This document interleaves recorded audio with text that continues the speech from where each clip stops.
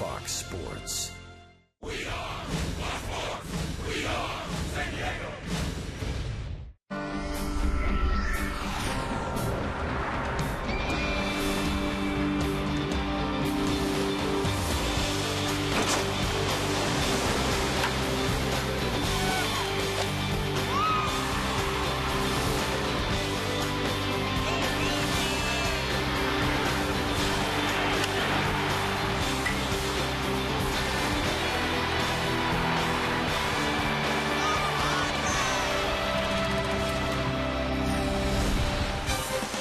Nick Hundley and the Padres need a win as they close off pre-All-Star activity. He's had good success against the starter today, left-hander Barry Zito of the San Francisco Giants.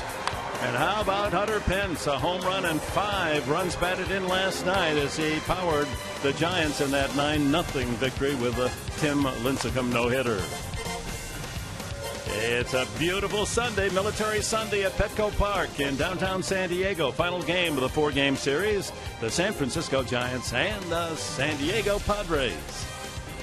And good afternoon, everyone, with Mark Grant to Kenberg. It's U.S. Army Appreciation Day, and we'll have a lot of activities throughout the course of today's action. The Padres will send out Eric Stoltz against Barry Zito, and this is going to be a very fascinating matchup. Zito can't win on the road. Stoltz has won 7 in a row, or at least the Padres have won 7 in a row when he pitches at home. The one word that really sticks out to me when Eric Stoltz is on the mound is consistency.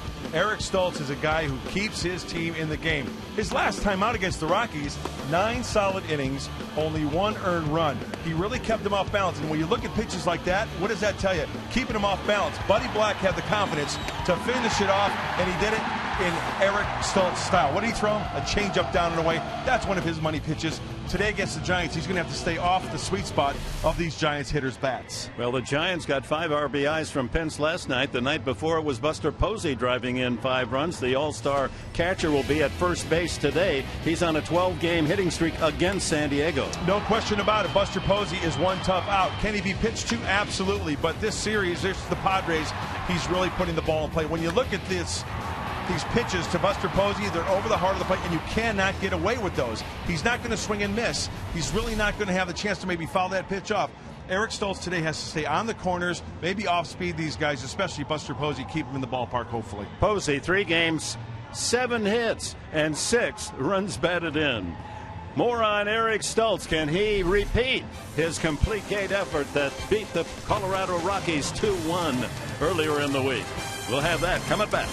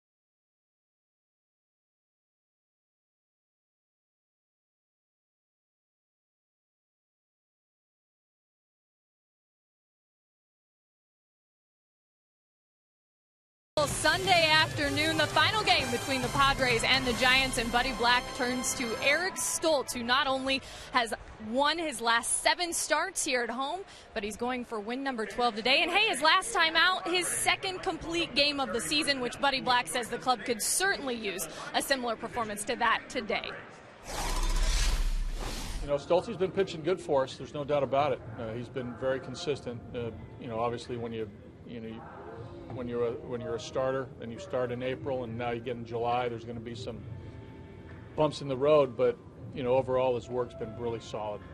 He's pitched great. And last start was, you know, a big lift for us. Such an emotional game, complete game, 2-1. You know, very emotional for the team as well. So let's hope he can repeat it. That is our Geico quote of the game. So Eric Stoltz looks to take the Padres into the All-Star break on a high note. It'll be a fun one today. Lefty versus lefty. Stoltz taking on Barry Zito. Win number 12 on the line for Stoltz. We'll have the first pitch coming up right after the break.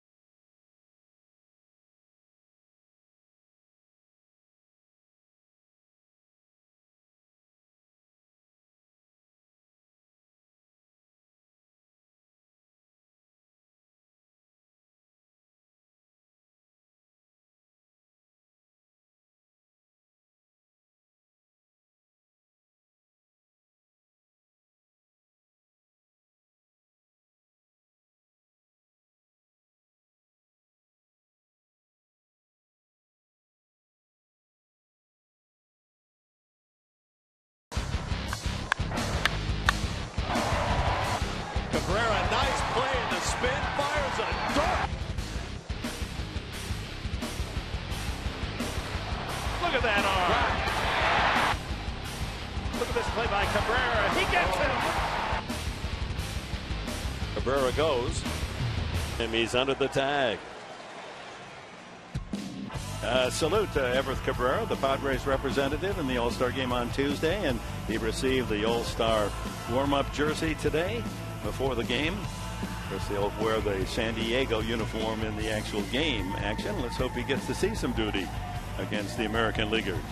Congratulations to Everett Cabrera. Of course, Bruce Bochy will be managing the National League team, and he'll take Buster Posey and Marco Scudero with him, along with the left-handed pitcher Madison Bumgarner. Yeah, it's going to go very quickly for Everett Cabrera. It's going to be a great experience, one he'll remember for a lifetime. So good luck, have fun, Everett Cabrera.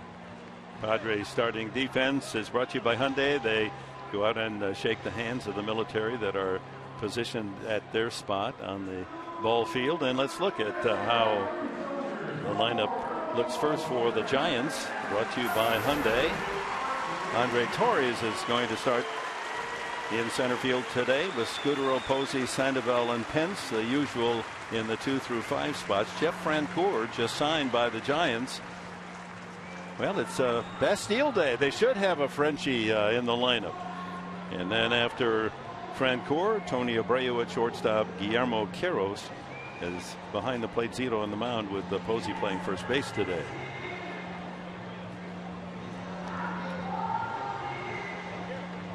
U.S.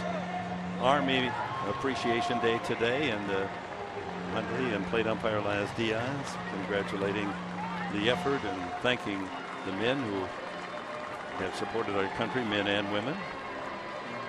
And we'll be visiting with a key member of the Army later in the game.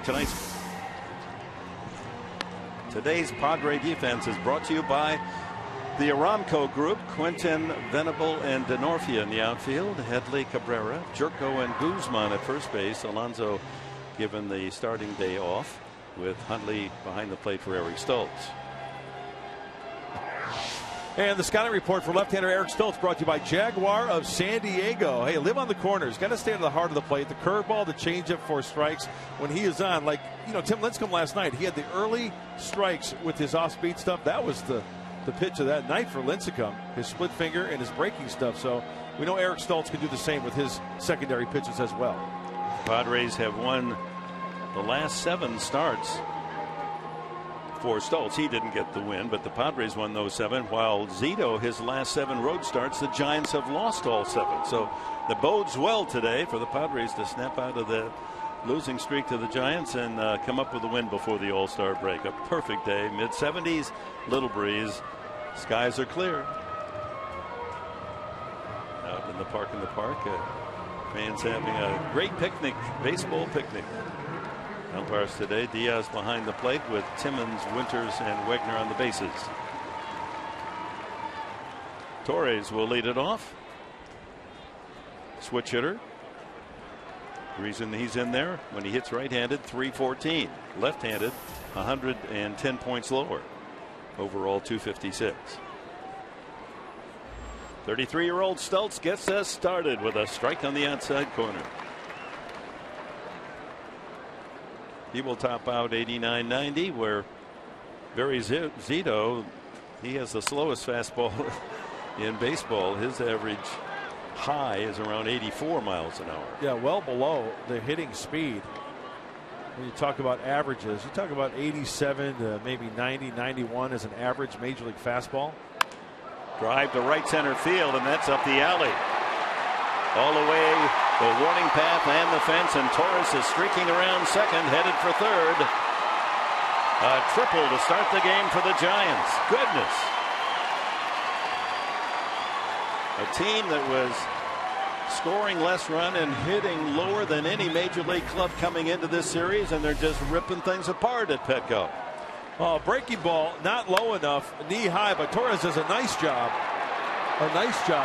Of going the opposite way. Had him 0-2, wanted to bury that breaking ball, and with the play right in front of him, that's a stand-up triple. Tim Flannery saying, stay right there now, don't get careless. Marco Scudero, the second baseman, 313 hitter. Infield back, they'll give up the run for an out. With Buster Posey on deck playing first base today. Well, from a pitcher standpoint, you just have to forget about that. It's almost like you're going to concede that run. You got to get an out here, as you mentioned, Dick. Line foul by Scudero. One of the few Giants not to contribute offensively last night. He went 0 for 5. But the night before, he was 3 for 4. A couple of RBIs. And Posey, he just... Well, he's almost hitting 500 against Padre pitching the last 12 games. Foul back. As we mentioned before, when hitters hit in front of Buster Posey, like Marco Scudero, he should be very thankful. He's going to get some good pitches to hit. You don't want to pitch around a guy like Scudero to have to pitch to Buster Posey. Stoltz, the only pitcher with the win for the Padres the last 16 games, trying to match his effort on Tuesday night against Colorado, a 2-1 win.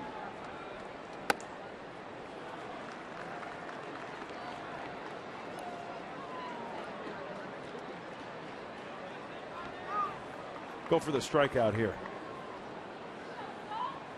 He wasted a fastball up. Might see something soft away. Breaking ball down and in. Soft fly ball to left. Charging in is Quinton, but it falls in front of him. And the run scores on a bloop single by Scudero. Didn't hit it hard. Quinton got a slow start. And the ball falls in front of him. 22 RBIs now for Scudero. Got in on him, down by the label, and not enough the sweet spot to send it out to left field for Carlos Quinn to make the grab. One of those maybe fooled by the swings. Big swing. Little duck snort out to shallow left.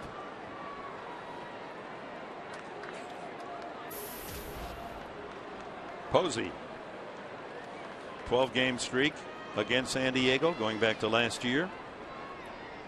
20 for 43 in 12 games. 465 average and 16 runs batted in.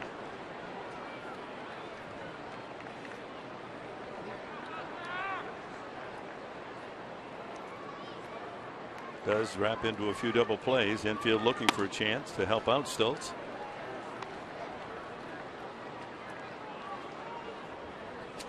Well, the Giants runners in scoring position in the series are 18 for 41. They're hitting .439 with runners in scoring position. They were 5 for 7 last night. 1 for 1 today. Yeah, there's that 65-mile-an-hour curveball we're talking about. And there's a future big leaguer, Ben, getting some tips. Great seats out by the beach. That's the 2013 version of the knothole game. Yeah.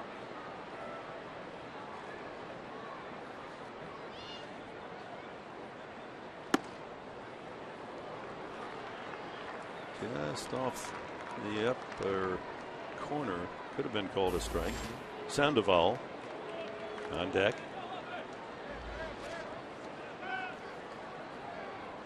He'd been in a slump, but breaking out of it. 3 hits last night, 6 hits in the series.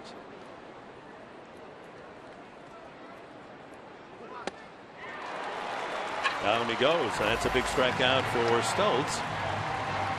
He has his first out, and here comes Sandoval.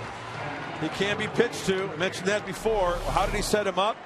Pitch in. That's a fastball away. Judging by that swing, it almost looks like he was almost guessing something back on the inside part of the plate. But the control of the fastball is so key for Eric Stoltz. Good pitch. Sandoval hitting .284 right-handed, .263 left-handed, but all of his home runs except 1 left-handed. 8 left-handed, 1 right-handed. So better average from the right side, but not the power that he possesses hitting left-handed. And he swung at ball 1. Does that shock everybody? Nope, shouldn't.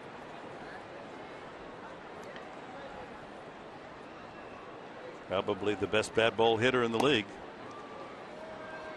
1-1. Remember, Vladimir Guerrero was the same way. You could roll it up there and he'd rifle it off the right center field wall.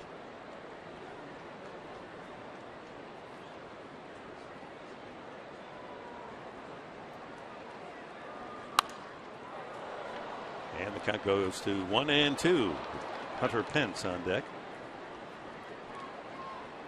A run for the Giants here in the first. Triple Torres and a bloop single Scudero.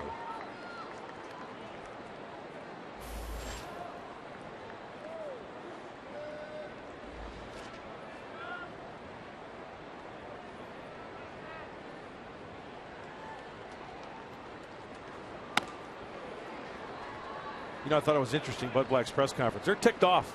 He's ticked off. I mean, he's.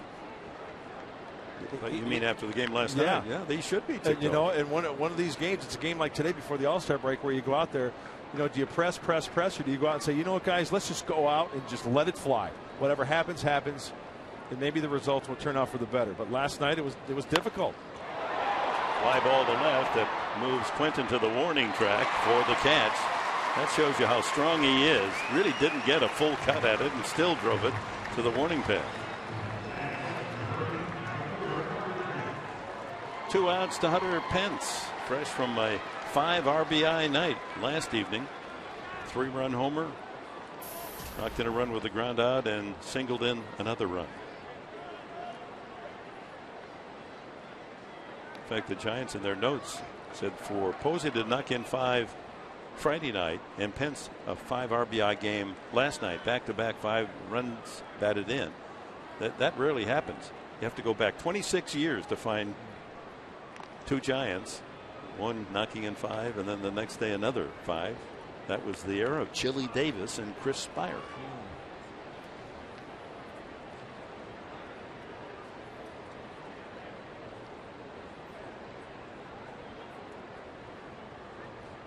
Pence with the 14th homer last night. He leads the club. And he went to right center field, greeting Joe Thatcher into the sand pit. Another guy who will swing at balls out of the strike zone. Huge cut. And he made the outstanding defensive play that saved Lincecum's no-hitter. Lincecum set off the bat of Amaristi. He thought for sure it was a hit, but Pence was able to charge and dive and pick it off the grass to save the gem by Lincecum. Excuse me, swing with a high bounce. Stoltz almost needed to flip sunglasses down to find the ball. Triple Torres, single Scudero, 1-0 Giants.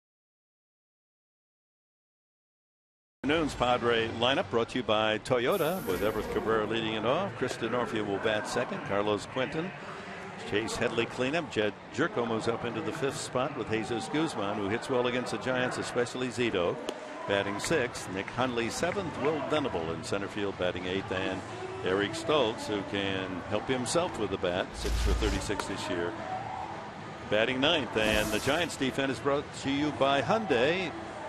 The new Giant, Jeff Francoeur in left field, Andre Torres in center, Hunter Pence will patrol right field, Sandoval Abreu at shortstop for Crawford as a starter, Scudero and Posey at first base, and Guillermo Quirez behind the plate.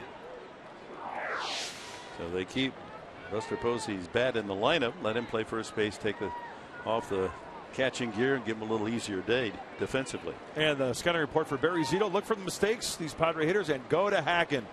Try to get on the board early. Throws a fastball, slider, cutter, curveball, and a changeup. And as Dick referenced earlier, he's only going to top out about 84, 85 tops for Barry Zito. And opposing hitters have hit him for .310 average this year. That's the highest average of any National League pitcher, .310. So San Diego goes from a pitcher that didn't give him a single hit last night to a pitcher that is the most generous in giving up hits in the National League. Let's see if they can take advantage of this left-hander who did his high school pitching at University High here in San Diego. One hopper by Sandoval. There's the value of, they've got to respect his bunting ability and beating out a hit, so they play shallow, and that one shot by Sandoval's dive. Well, there's a mistake, and Cabrera went to Hacken. Nicely done. Turned that single into a run.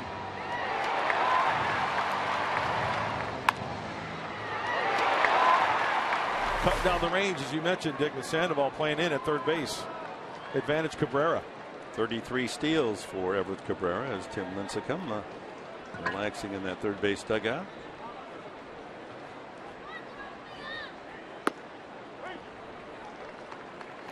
Cabrera and Denorfia, good success against left-handed pitching this year.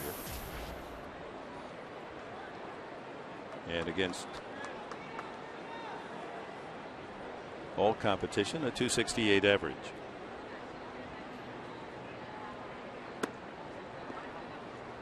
Quick on that delivery.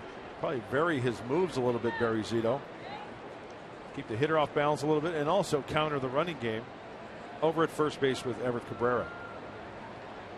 Zito had a remarkable finish to last year. Remember, he won his last 14 starts. Yeah. Or at least the Giants won his last 14 starts. Hey, timing's everything. You get a little bit of support, you get some confidence rolling. No matter if you're a 20-year-old rookie or a 35-year-old veteran. It's amazing what things can happen when you get on that roll. Inside, 2-1. His pitching coach, Zito's pitching coach, Dave Righetti, said it takes a lot of courage to stand on the mound with an 82-mile-an-hour fastball. Yeah. A lot of courage, a lot of guts, and he has both of those. And a lot of savvy. Outside, 3-1.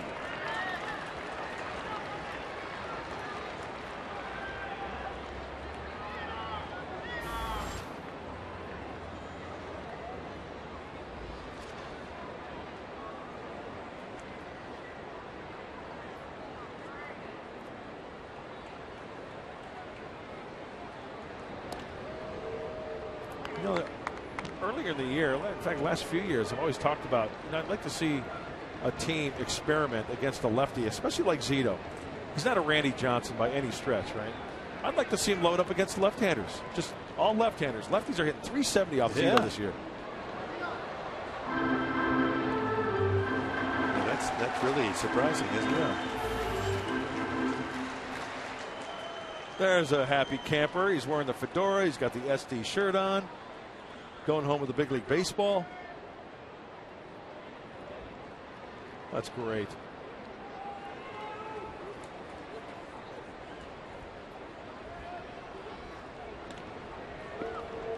Full count. Zito may be expecting Cabrera to try to go. Little run and hit here. Now 35 years of age. Finished his collegiate career at Southern California. Yep, he is going. They got him picked off.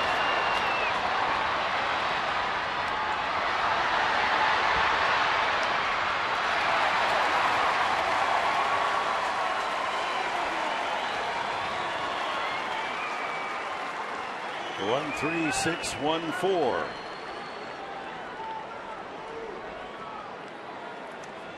Well, sometimes you got to take a gamble.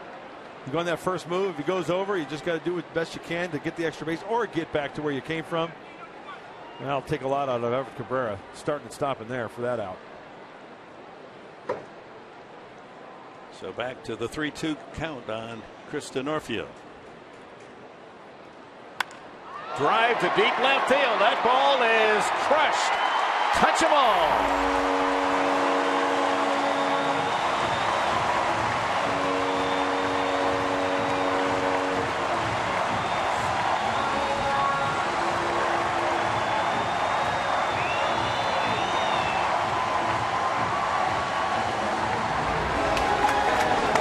Number 7 for Chris Denorfia.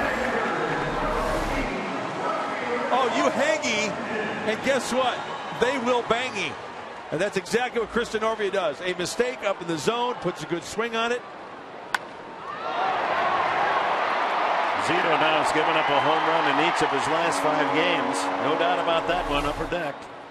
Very comfortable swing from Chris Denorfia there.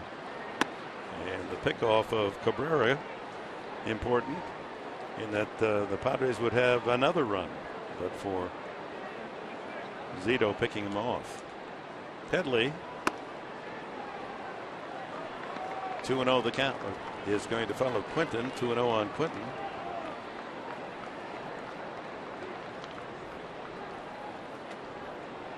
Original lineup had Quinton third and Headley fourth.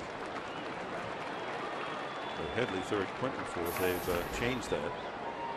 They have altered these two the last 3 or 4 weeks, but Black has. Three and one.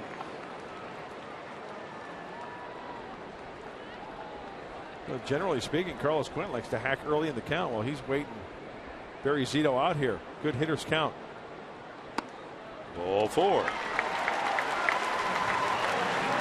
Well, at least to the first 3 hitters, Zito living up to his reputation of having major troubles pitching on the road. Opponents are hitting .422 against him in his road outings. And he's 0-5. The Giants are 0-7 when he pitches on the road. Everything's got to be working perfectly for Barry Zito. He's got to be hitting his spots. Changeup's got to be working to stay out of the heart of the plate, almost like Eric Stoltz. Only Stoltz throws harder. Chase Headley, the hitter.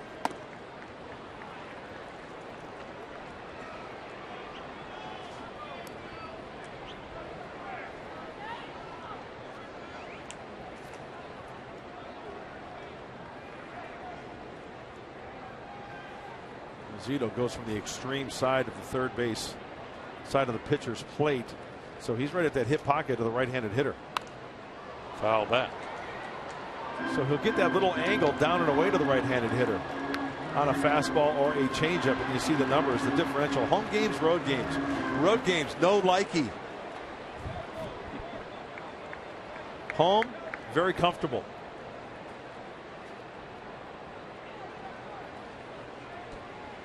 Well, maybe it's the room service. Maybe it's the bed is too hard, pillows too soft, towels a little grainy. I think we all perform better at home rather than on the road. Oh, I know I do. The rhythm of life is just so different when you're cast away from the home abode. There's the third base side of that pitcher's plate. Zito just having his half of his foot in contact. Ground ball toward the hole. Oh, Sandoval picks it off, and it's a 5-4-3 double play. But the Padres get the run back on Chris Tenorfia's 7th home run of the season. And after one, Padres won, Giants won.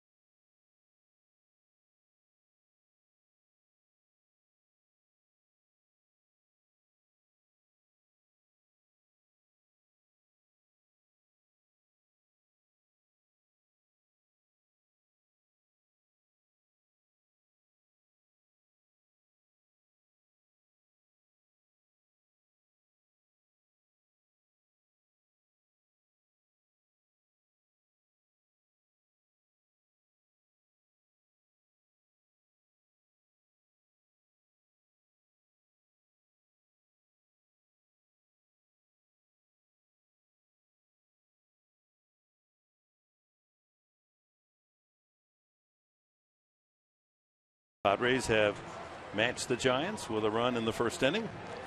Jeff Francoeur, Tony Abreu, and Guillermo Quiros to bat for the Giants in the second inning. In 1789, the French stormed Bastille, their French National Day, Bastille Day, celebrated on this July 14th. And Francoeur, nicknamed Frenchie, and the manager of the Giants, born in France, Bruce Aboshi. His father was in the military, I believe, at the time. Yeah. In fact, Boch, Land de Boussac, right? France. Tim Flannery said, translated into English, Land de Boussac meant land of the big squash. I'd check on that. Oh, great teammates there, Tim Flannery and Bruce Bochy, and I had the opportunity to play with both of them. Loved them dearly. Tim Flannery, good man. Boch, good man, but good souls in those gentlemen too as well. Might be a land of the big melon. Reaches out, punches the ball to right field for a base hit. Francoeur has that reputation whenever he's been traded. When he comes to the new team, he has a big season. Then it tapers off. And the Giants hoping that's what he'll bring to them in the second half of the season. Wow, did you see that pitch? Yeah. I mean, it's almost Sandoval-like. But that's been his reputation when he came up with the Braves. He hardly walked. He swung at everything. Swang, swung, whatever. Frenchie could swing it. Braves, Mets, Texas, Kansas City, and now the Giants for Francoeur. Third hit off Stultz. Abreu in the lineup because as a right-handed hitter, he's hitting .478, .309 overall. Left-handed, just .188. Giving Brandon Crawford a day off, and he hits one high and deep to left field. If that's fair, it's gone. It is foul. That didn't miss by much, maybe 10 feet. Abreu has only one home run. Yeah, it looked like he was out in front of some type of off-speed pitch there, and thank goodness out in front of it just enough. Off the brick wall. All in all, it's just a ball off the wall and a strike to Abreu.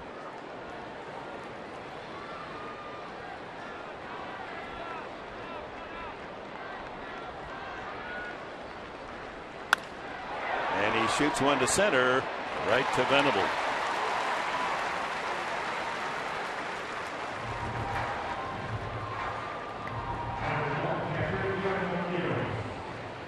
Guillermo Quiros,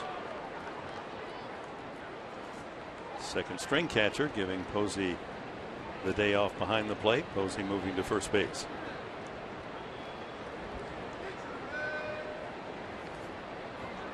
Quiros entered the game for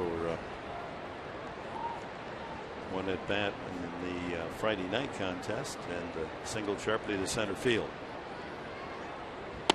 Oh, Quiros has been around. My goodness. Still chasing the dream. Signed in 1999.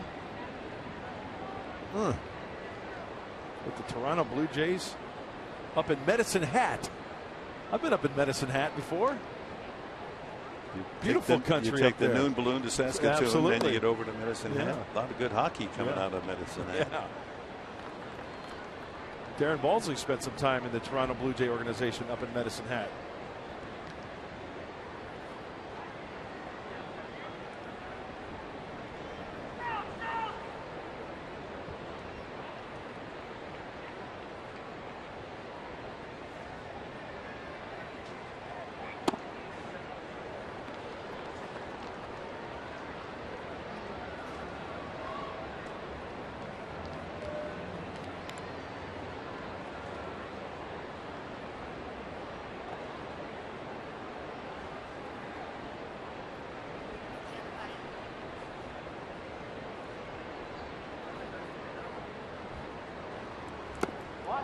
Didn't bite at the changeup.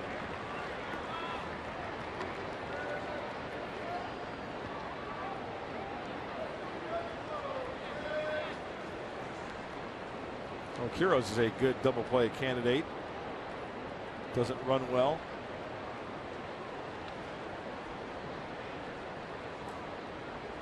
Three and one. One out here in the second.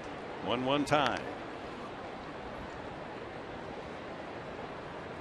Padres have passed the desperation need a win time. 14 out of 15 losses. 1-5 on the homestand, the one being Stoltz's win, and he's outside. Ball 4. First walk. That moves Francoeur to second with 1 out. Brings up the pitcher, Barry Zito. And time for our Saquon Casino Daycation stat of the game. Tim Lincecum, a no-hitter last night with 13 strikeouts. Only 6 other pitchers have had more strikeouts in a no-hitter than Lincecum's 13 against the Padres last night. Nolan Ryan, in his no-hitter against Detroit, his second no-hitter, struck out 18.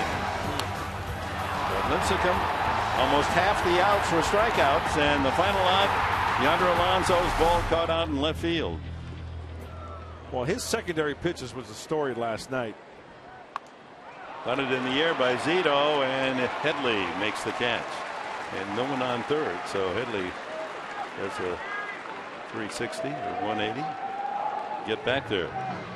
Zito has 8 sacrifice bunts. That's 5th best in the National League, but didn't deliver on that one. You know, getting back to Tim Lincecum last night, you knew that the secondary pitches were going to be a key because early in the game he threw Chase Headley a 3-1 curveball. It was in the, maybe it was in the 4th inning or one of those first 2 at bats. That tells you right there that in a fastball count, if he's throwing off speed stuff, that's going to be his pitch of the night, his secondary pitches. And I don't think he threw many fastballs over. No, the plate. he didn't. No, they were for show. And that splitter that you talked about really was effective. And Mark Sweeney down at the dugout level said that ball was just dropping off the table.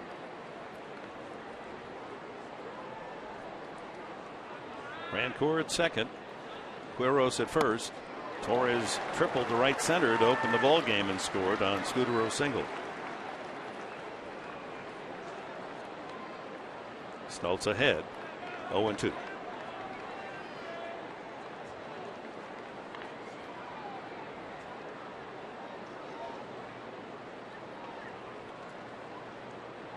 Bounce this one.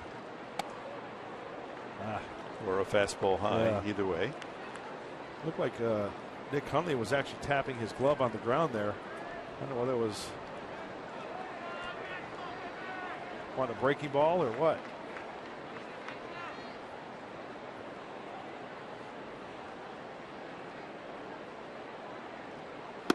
Struck him out. Good fastball in on the hands. No damage done. The Giants leave 2 in the second. The Padres bring up Jerko to lead off.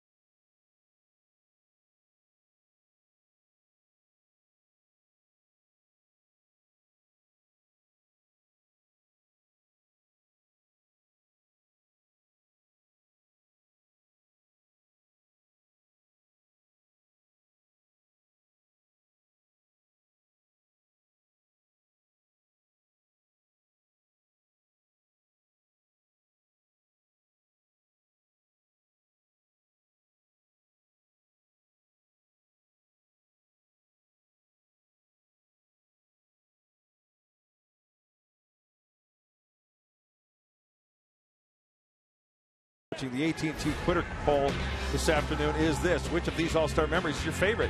94 All-Star Game in Pittsburgh. Tony Gwynn sliding in with a winning run. 1993 All-Star Game. John Kruk at the bat. Randy Johnson airmails one over his head and then punches him out with a sweeping breaky ball. Swung out and missed. Kruk goes down. 1970 Cincinnati. Pete Rose rounding third base, greeting Ray Fosse at the plate. Fosse's career ended. And 1984 All-Star Game at Candlestick Park. Dwight Gooden, Fernando Valenzuela. Oh, look at him work it. So what's your choices? Use the hashtag ASG Gwynn, ASG Kruk, ASG Rose, ASG Fernando, Doc, and we'll be back with the results later in the Juego. Chet Jerko, then Jesus Guzman and Nick Hundley against Cito here in the second. Tied at 1. All-Star Game Tuesday at 4:30 here in San Diego on Fox.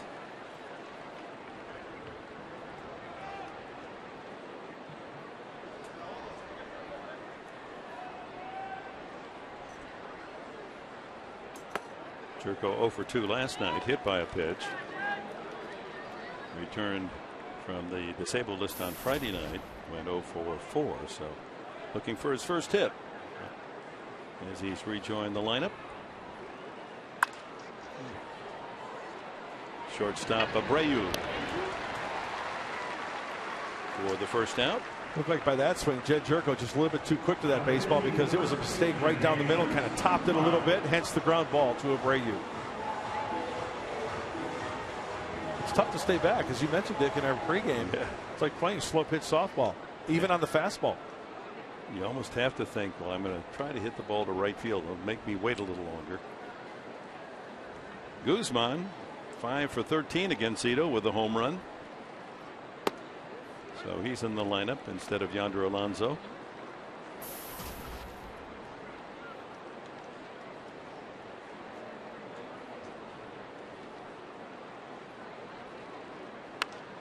High pop-up. Sandoval near the San Francisco dugout and can't lean in far enough. Watch out there, Panda. Doing the belly walk on the railing.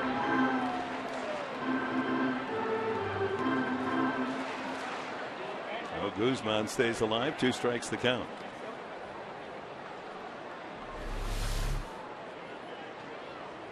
Little help from the trainer as well. Pushing him back. Push him back. Yeah, you don't want him to slip in there and fall on his head.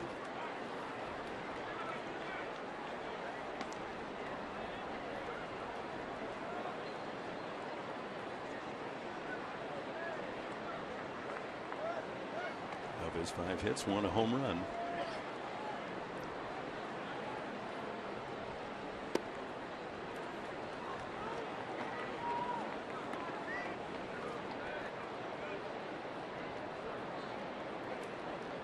Something about pitching during the day for Barry Zito. This kid's got a 2.45 ERA during the day. Ground ball toward the hole. Backhand by Abreu. He's taking care of both ground outs here in the second.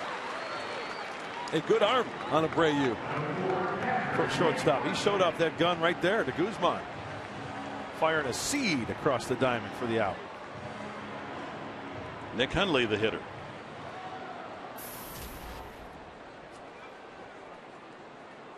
1-1 tie here in the second.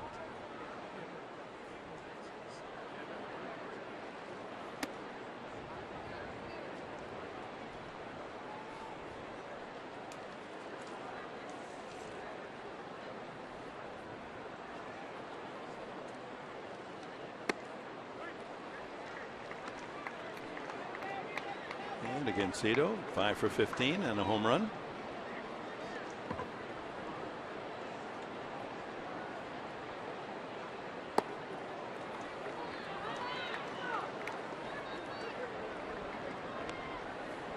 Yeah, it's a hot one. You need a lid and you need a fan.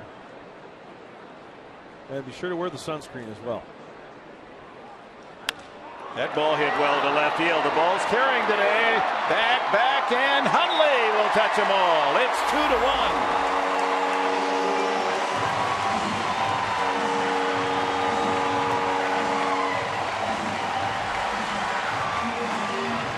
Number 6 for Nick Hundley. So Denorfia and Hundley with solo shots, and the Padres lead 2-1. Hitters count 2-1. And all Nick Hundley has to do here is not overswing. It meets that ball perfectly. And once again, another mistake crushed by San Diego Padre hitters.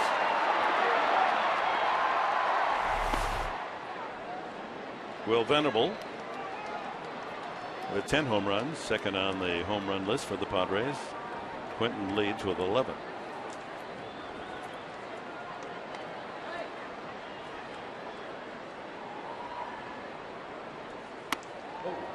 He pulled his bat back, and third base umpire Wegner says no, that's not a strike.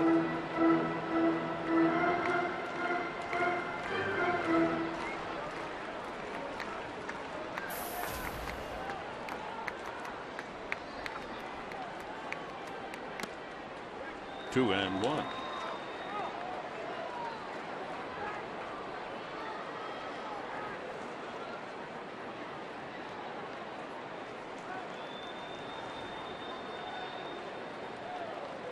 That ball's hit well.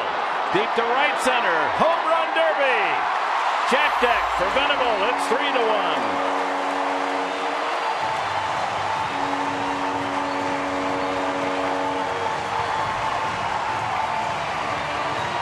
Number 11 for Will Venable. So Zito has given up only 8 home runs all year, and literally no home runs the first couple of months, but now has given up 6 homers in the last 4 games, only 8 coming into this game, and he's allowed solos by Denorfia, Hundley, and Venable today. A great extension off the bat of Will Venable. Another 2-1 pitch. Hitters count. Stoltz off third. Sandoval watches it fall into that third row.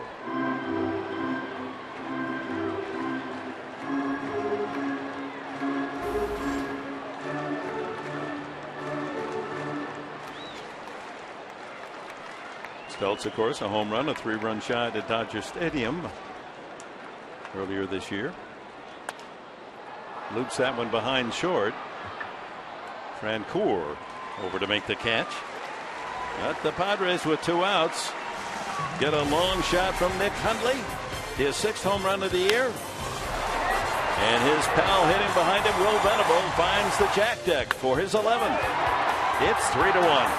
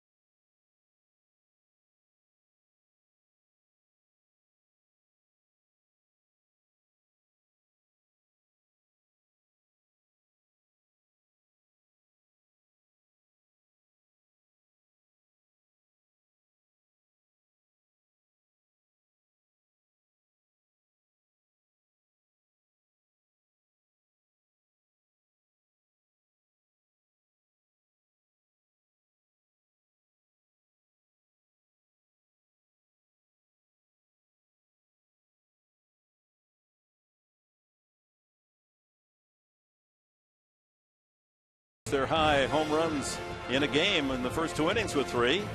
And here's Captain Lonnie Moore. He threw out the opening pitch on U.S. Army Appreciation Day, and Captain Moore, medically retired U.S. Infantry captain, joins us in our booth this afternoon.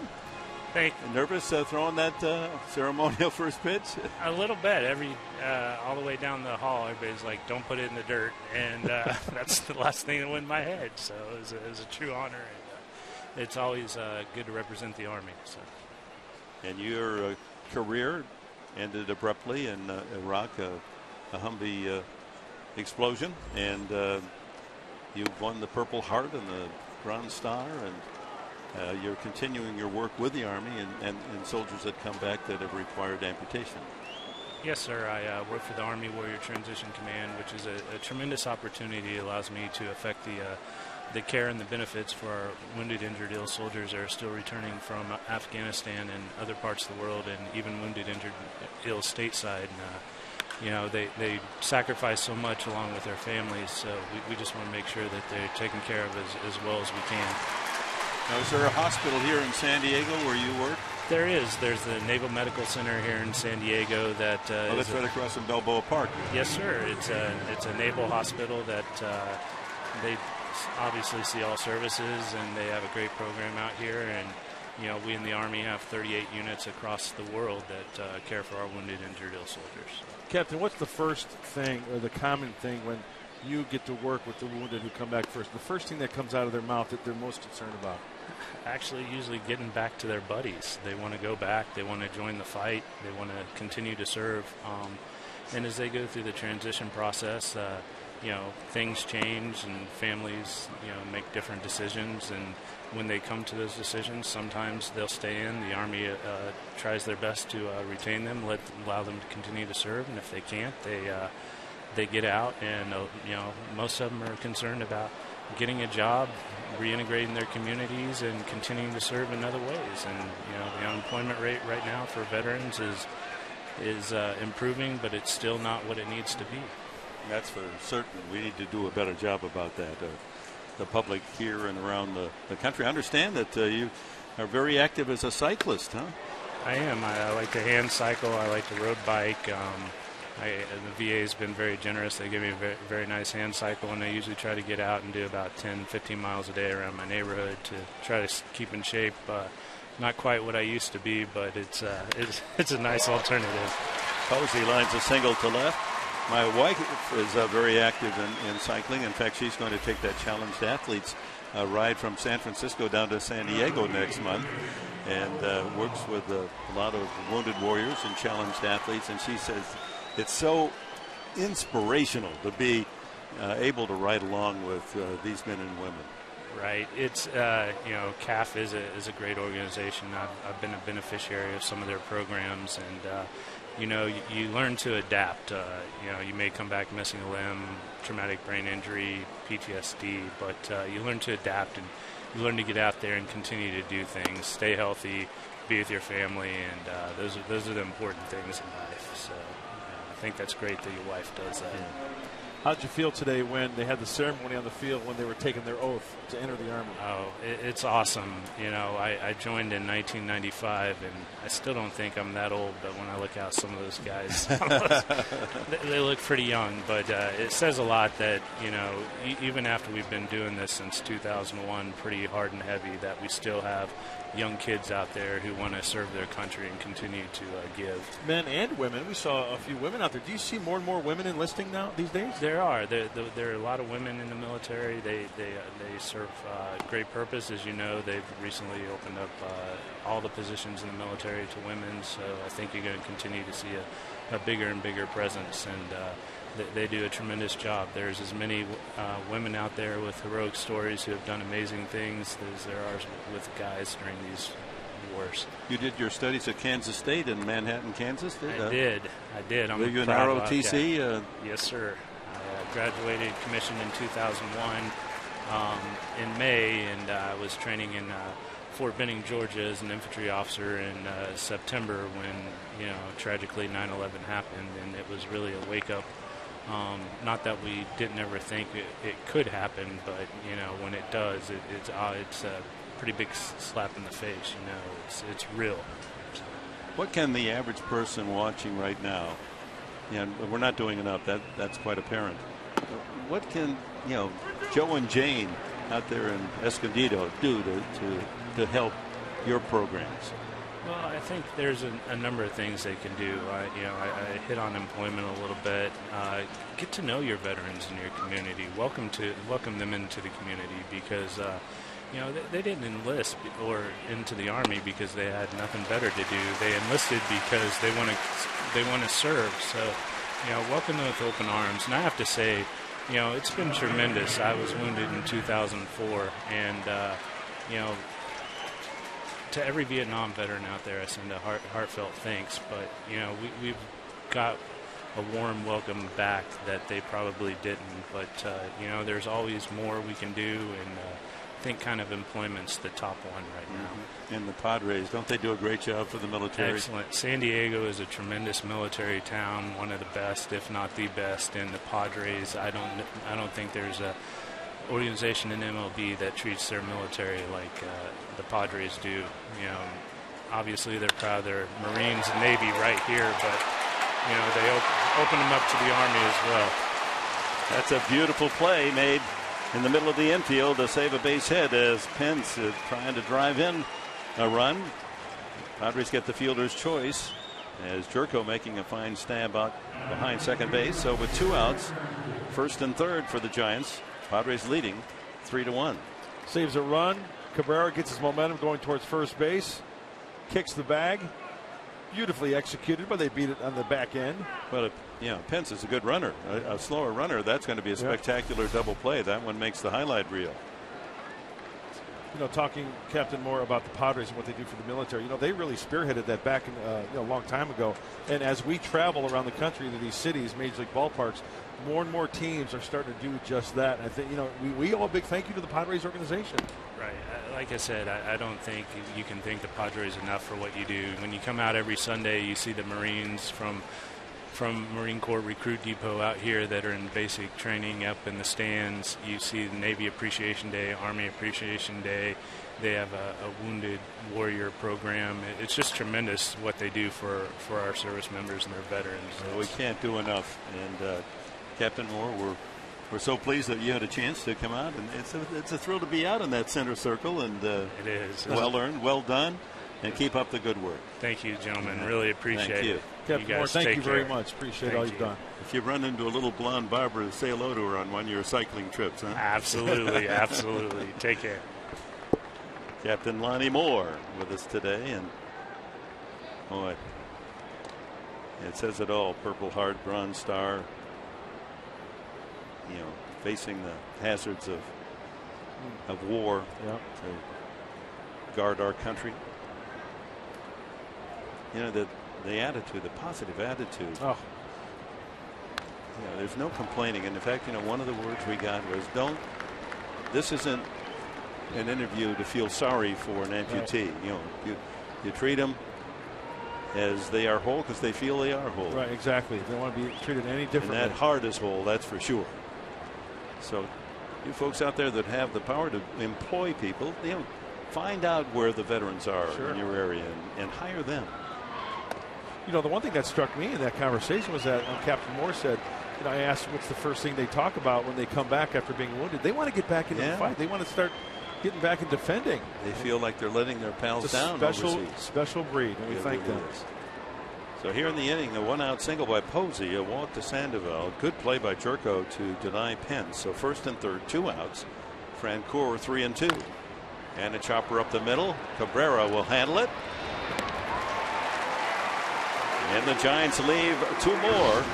And we go to the bottom of the third inning with, there's Lonnie Moore. That's down the heart of the plate. Padres lead 3-1.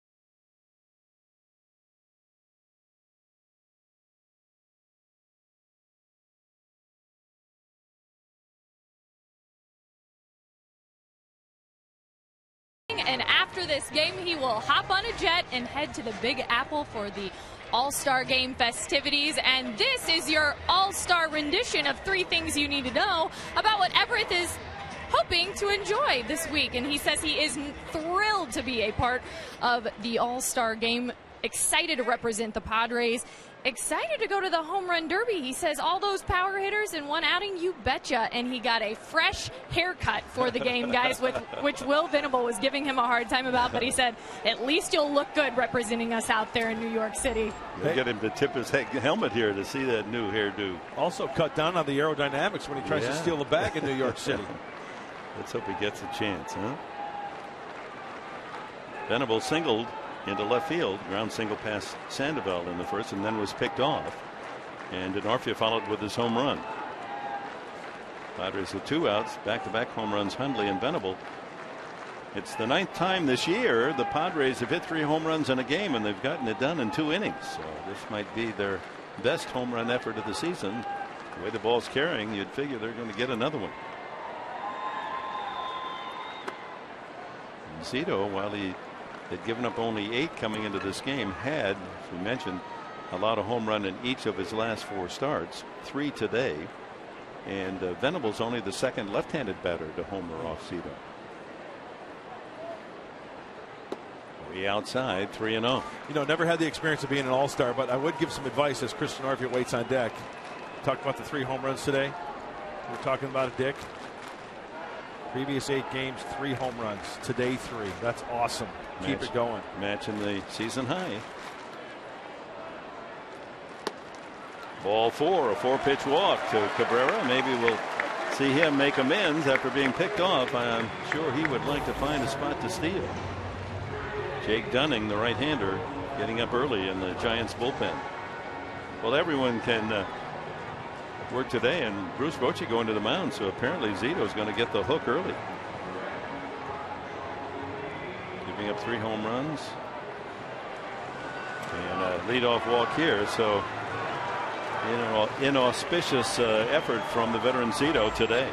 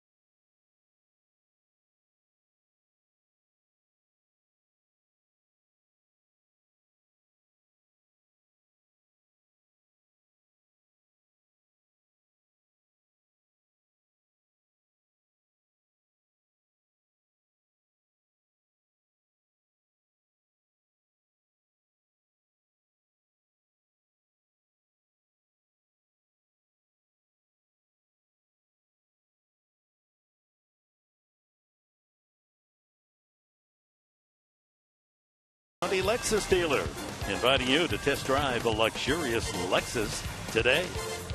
And by Petco, where the healthy pets go.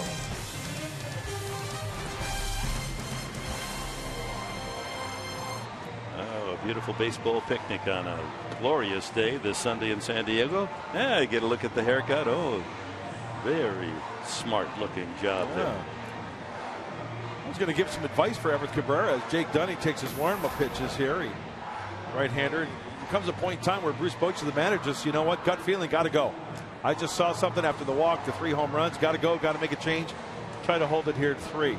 But Everett Cabrera, if he gets an at-bat in the All-Star game, take the first 2 pitches. Let those announcers talk about you. Milk the moment. That's a good point. Get a little airtime. Yeah, and then foul off some pitches and Let the whole country, the whole baseball world know about Everett Cabrera.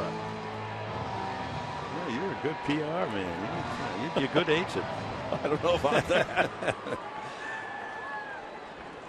Chris Denorfia homered off Zito in the first inning. Zito's shortest start of the season, getting only 2 innings plus. Dunning takes over. And there goes Cabrera. Quiros' throw not in time. Number 34. He was itching to go after being picked off in the first inning. So the walk and the steal, a leadoff double for Cabrera. Boy, he got a great jump. He's got that little half glove on that wrist, that left wrist, to protect sliding head first, so he doesn't bust up that hand. So situational hitting spot here for D'Onofrio to try to get the runner over to third at least. Dunning made his major league debut last month, June 16th, in Atlanta.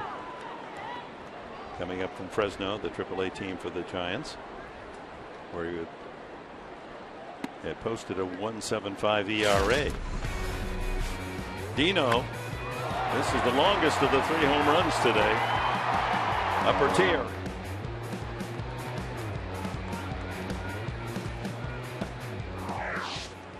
Boy, it's nice to see him celebrate down in that dugout. Absolutely.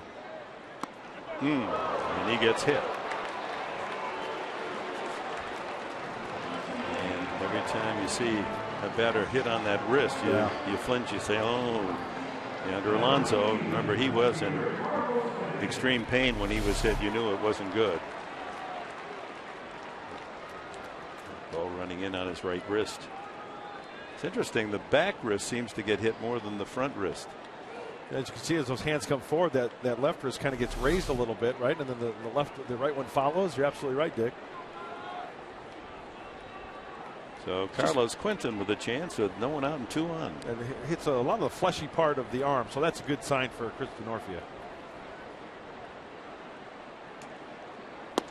Ooh, good sinker from Dunning.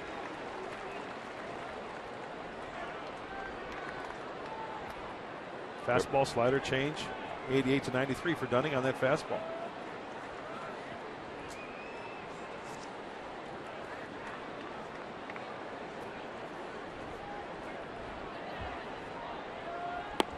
One and one.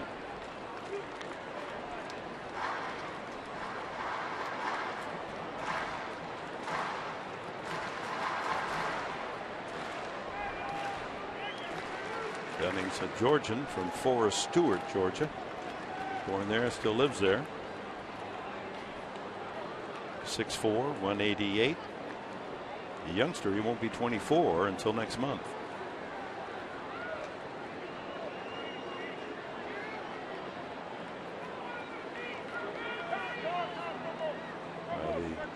Born, raised in Georgia. He graduated from a Florida high school, Clay, Florida. So I'm assuming that his hometown is down near the border. Was that Clay, Florida? Clay, Florida. Not sure where that's at. And he pitched for the Indiana Hoosiers in the Big Ten. They had a great season this past year. Yes, they did. Making it to the College World Series. First time ever. Yeah, when you think the University of Indiana, you really don't think baseball all the time, do you? No, their program is really picking up. Yeah, the last couple of years they've had some good draftees, and they've been a challenging team in the Big Ten. Won it this year. They won it his senior year, the Big Ten. 2-1. That ball is ripped into the left field corner, and bangs off the ball. Barely missed the bricks. That was nearly a 3-run homer. Another run in, 4-1, as Quentin delivers a shot to left. A laser double for Carlos Quentin. Oh, the ball just jumps off his bat. Down and in. Well, a lot of these Padre hitters this afternoon hit the sweet spot. That just missed. Down in the shadows, tough to pick it up, but that was close. Still no one out. Charts that run to Zito, so he gives up 4 runs all earned. Well, Mark Sweeney and I were talking before the ball game. He is down by the Padre dugout. And Mark, one of the little nuggets you gave me was that, you know what, you got to look for a mistake and crush it today. That's exactly what the Padres are doing. Yeah, they look very comfortable today, and you can see that these guys are just letting it loose. Last night, getting no hit might be a benefit today. If you take a look at this replay, the leverage that Carlos Quentin has driving the ball and also driving through the ground, that is giving him that power that he didn't have at the beginning of the year when he was sitting in the crouch. Now he's made some adjustments, looks very comfortable with that. 33 RBIs now, which ties him with Kyle Blanks for the club lead. He leads in home runs and just missed his 12th there. 2-0 to Headley. Grounded into a double play his first time.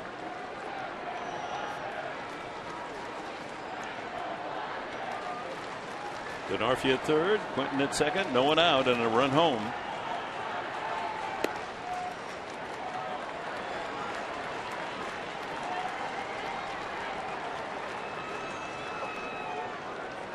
Late umpire Diaz didn't give much of a motion for a strike there. I guess that now makes it 3-0.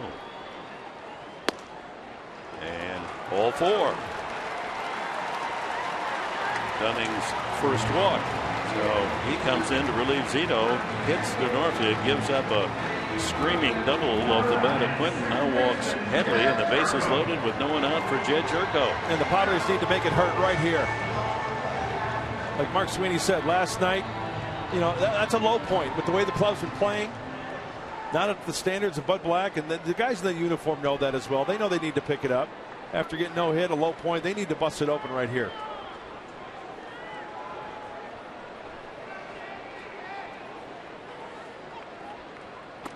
Ball 1.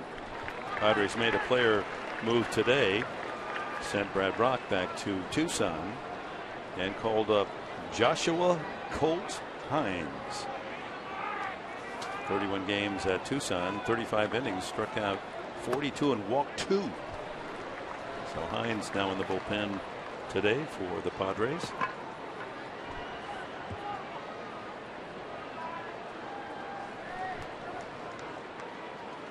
Padre over every pillow for Jerko. 2-1. You know, Mark, we talk about the struggles that the Padres have had, and you know that this game is built on dealing with failures. But I think this ball club, I always remember Ozzie Smith saying to me one time, I've never seen somebody try to fail. Yep. And you have to understand that as a player's perspective. The fans makes it very difficult, but these players are definitely trying to grind it out. You know, Mark, I had a chat, I'm not going to mention who it was, but last night with a player after the game, and he looked at me and he said, you know what? Pretty down time right now. Absolutely, I'm not going to lie to you. We got no hit tonight, sure. Tough loss, not looking good. But I tell you what, I'm going to come through that door tomorrow and act like it's the start of a new season and it's a new game, and we're going to start a streak tomorrow. That was what the player said to me, and that's the mentality you have to have. Struck him out on a high fastball, and that's the pitch that's bothered Jerko since he has returned. That high fastball out of the strike zone. Well, we talked about Jake Dunning, the 3-pitch pitcher, and you know, he's got his back up against the wall with the bases loaded. Fastball, little slider there, high slider. He works that good 2-seam fastball, and he knows that Jed Jerko likes the high fastball. We've seen him crush it, so what do? You just go up there a little higher on the ladder for the strikeout. So the bases loaded, 1 out to Guzman. He grounded to short his first time. Fastball on the outside edge. 0 for 7 in the series, Guzman. Here's a good time to get that first hit against the Giants with the bases loaded. 1 out. 4-1. San Diego with the lead.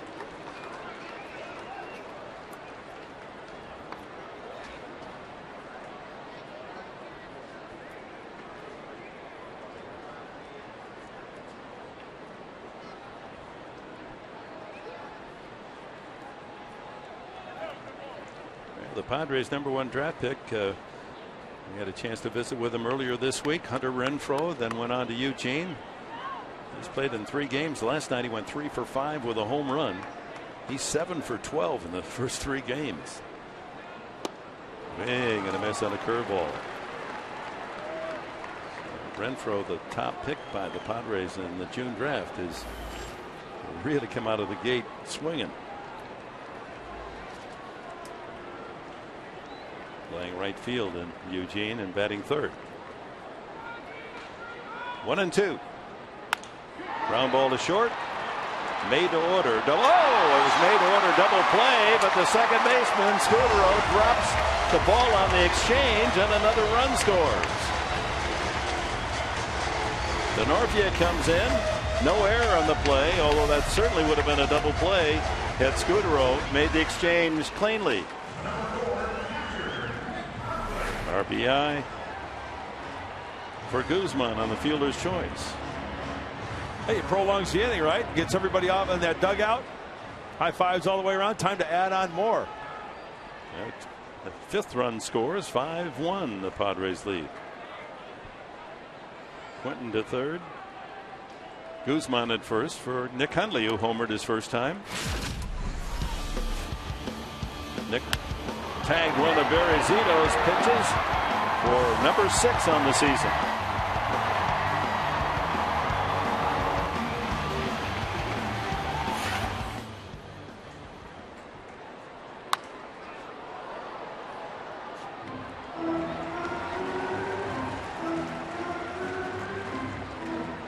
Scudero pacing around his position at second base. You just know it's going through his head. How could I do that? That's a sure double play. Doesn't make many mistakes like that. Padres will take it. 5-1. And first and third occupied with 2 outs.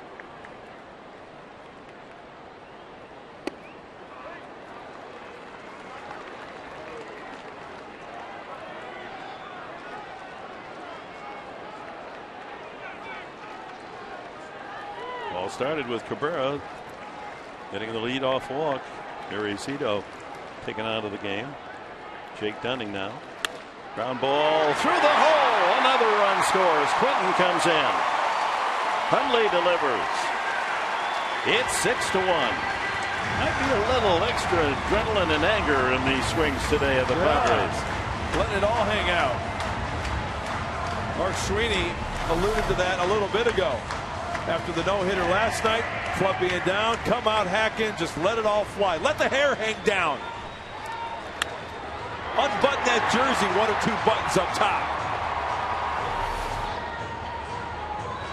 And there's the luck of the game, too. You know, you hit that ball at a fielder, it's a double play. Yeah. In the case of Guzman, Hundley gets a base hit.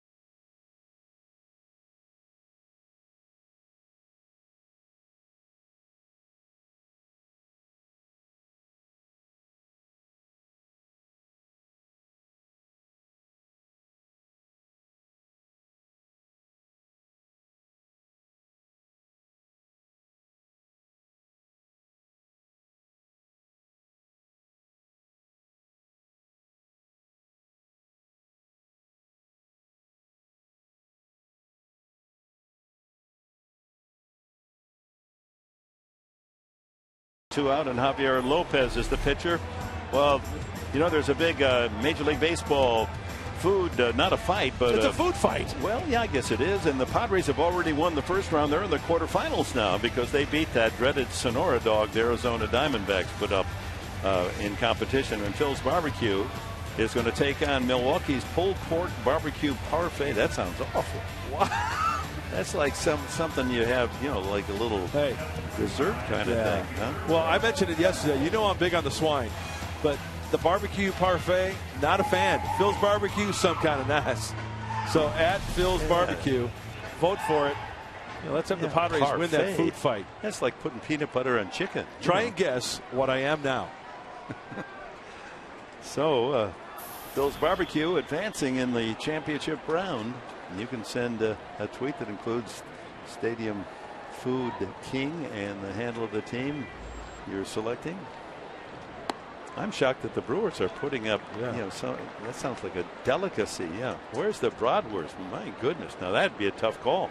Phil's Barbecue against the Milwaukee bratwurst with sauteed onions. Venable homered his first time.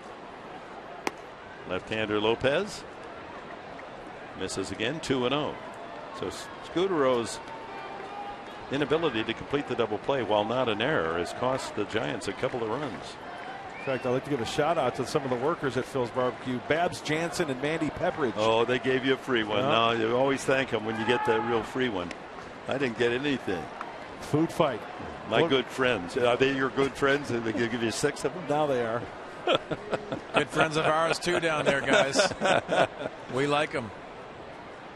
Got to understand too, Pomeranz always has a smile on his face with that Phil's Barbecue for sure. Ball hit through the right side. Guzman around third. He will score. It is 7-1. Venable and Hundley, home runs and RBI singles. Venable went out after that one, didn't he? Yes, he did. Sacrifices that. Shillelagh goes down to get to Lopez, breaking ball.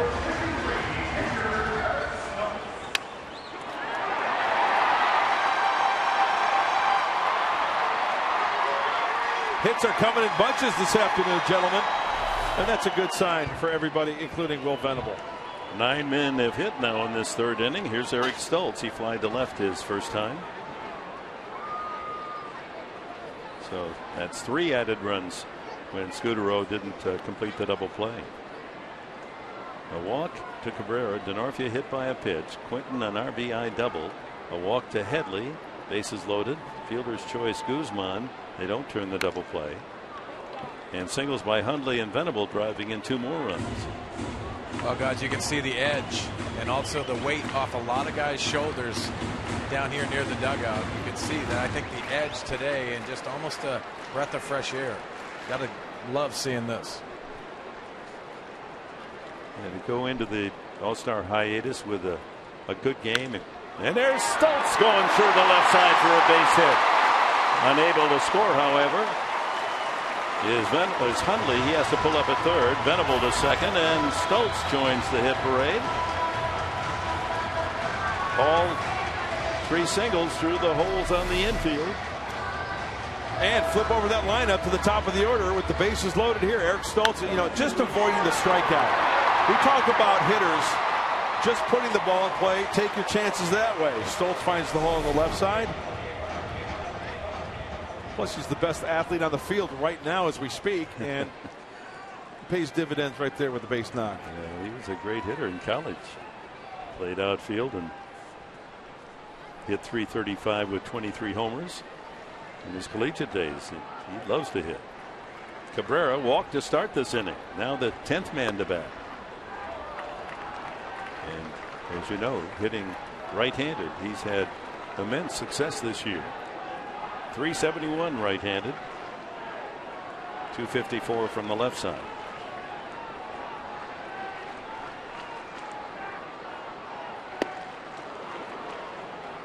He went 1-1. Hundley, Venable, and Stoltz aboard.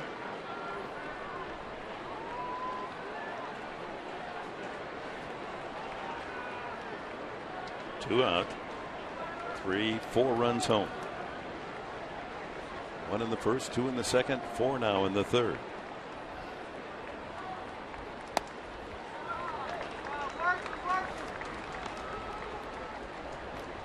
Cabrera, a single and a walk, and a stolen base, his 34th.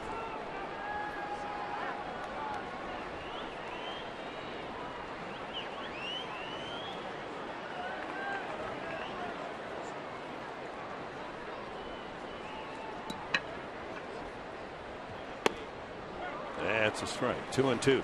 Well, Mark Sweeney's down by the dugout, and I know there's still a lot of baseball left, but a lot of buzz down in that dugout. What's the emotions like? Yeah, just feeling much more comfortable. That's why I said it looked like they have the weight off their shoulders, and it gets frustrating on the ball club when things are just going wrong repeatedly, but they look very comfortable today, swinging the bats well. 7 runs, 8 hits. Giants 1 run, 4 hits. Stays alive.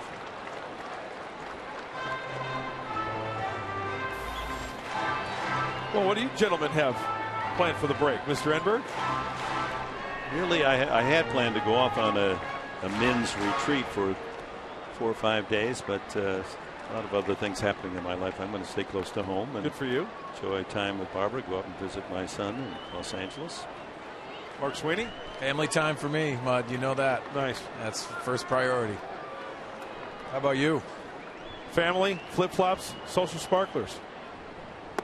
Struck him out off speed, and that's it for the Padres in the 4th. But on 4 hits, they score 4 runs and leave the bases loaded. It's a 7-1 San Diego lead.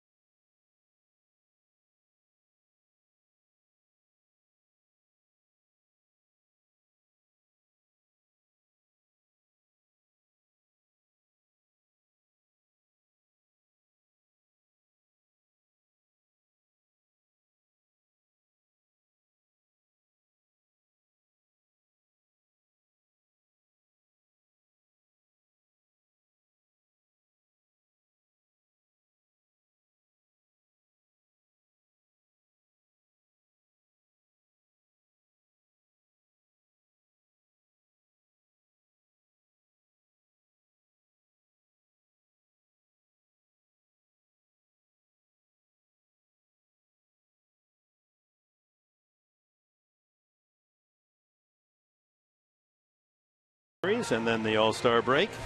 And during the break, it's the opening of Del Mar on Wednesday. You heard Mark Sweeney didn't reiterate he's going to be out there checking on the thoroughbreds on Wednesday. And we will be there as well. Fox Sports San Diego beginning at 12:30. Opening day Wednesday at one of the great racetracks in the nation. In fact, if you were to talk to horse players around the country, they'd say the 2 best tracks are Del Mar and Saratoga in New York. Del Mar begins on Wednesday, a great meet, and you'll enjoy the coverage as we get you ready for the racing of July and all of August at Del Mar, where the turf meets the surf. 7-1 lead now for Eric Stultz as he goes to work in the 4th inning. Abreu, Quiros, and the pitcher's spot. Abreu lined it hard to center field. Oh, there's that tantalizer. 63 on that one. I love that. I was talking to Bill Center before the game in the dining room, shocker, me eating. And he talked about, hey, we got a couple of lefties going today, Zito and Stoltz, talking about that curveball, right? Well, he reminded me, there's Billy. He reminded me that, remember Bob Tewksbury? Oh, yeah. The right-hander? He threw a 56-mile-an-hour eephus curveball. I didn't think the Raider even picked that up. They thought it was a mouse that ran across the screen. No, that was fun to watch. Well, that's almost the eephus pitch. On the inside corner, and Abreu knew it. Third strikeout for Stoltz. Good freeze fastball inside corner. It's the off-speed stuff that sets it up. Remember the big curveball and then the freezer right in the inside part of the plate. Looks like 98. One out to the catcher, Guillermo Quiros. Mark Sweeney, did you play against or play with Bob Tewksbury? I did not, but I remember that big breaking ball. Also, Vicente Badilla, late in his career, actually threw that slow breaking ball. I actually saw 60 miles an hour out of his right hand.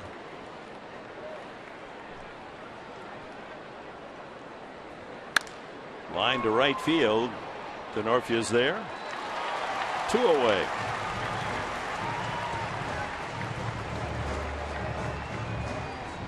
Let's see what Bruce Bochy decides to do here.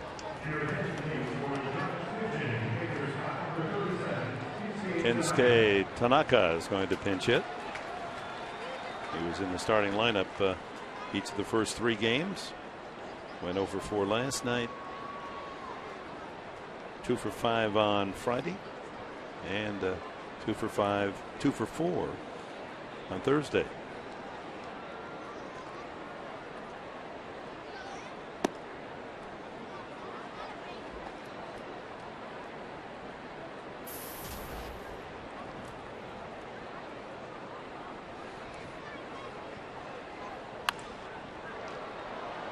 One ball, 1 strike.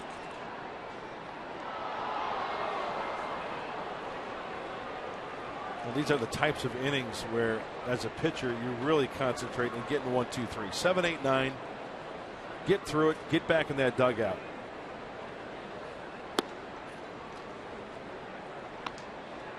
Curveball over but low. 2 outs, bases empty, 4th inning. Padres with a 6-run advantage. That's paint. Perfect pitcher's pitch. I like your alliteration today. Yeah. Yes, rather. Yes. Yowza. 3-2. You could hear Laz Diaz bark out the count to Eric Stoltz.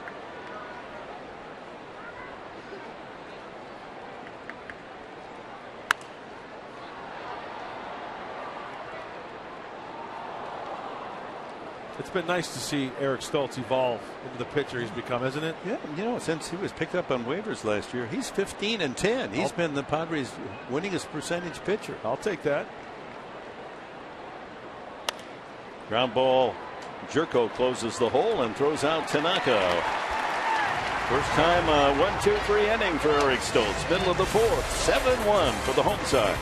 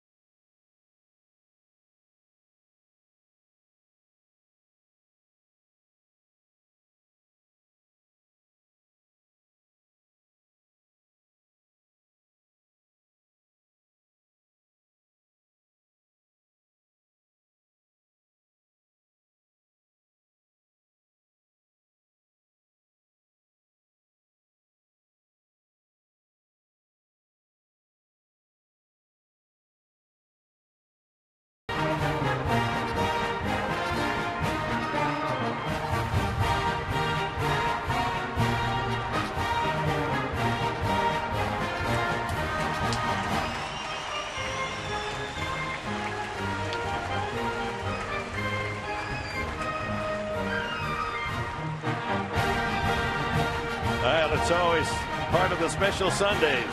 Fans and players saluting the U.S. Marine recruits and drill instructors up in the upper right field corner, the Marine Battle Hymn. Great to have those young men and women with us. Hope they're having a good time.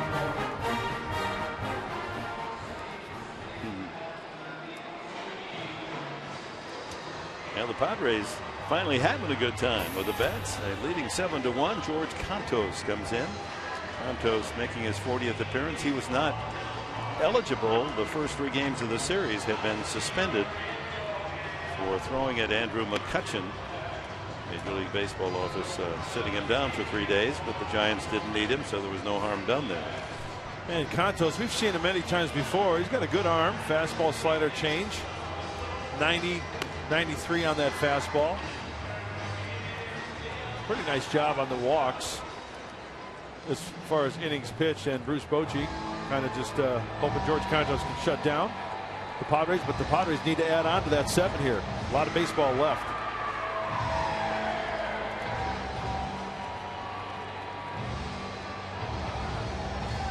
Oh, Kid's having a good time out there in right center field. Some sand toys. Big league ball game. It's amazing how entertaining those sandboxes are. Oh, yeah. I saw Mike Pomeranz down there with his shirt off. Line drive, right field, base hit. DeNorfia greets Cantos.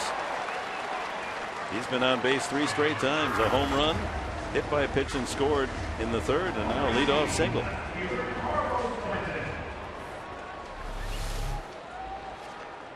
Mark Sweeney, we've seen it so many times. Chris DeNorfia just doing a good job. I mean, he's one of the better hitters taking the ball the other way. Yeah, and he makes a conscious effort of trying to keep his hands inside the baseball. Also lets that ball travel a little bit deeper than most hitters, and tremendous opposite field hitter.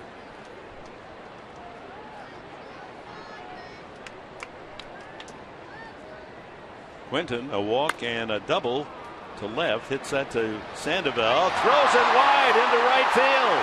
DeNorfia on his way to 3rd, and Quinton safe at 1st.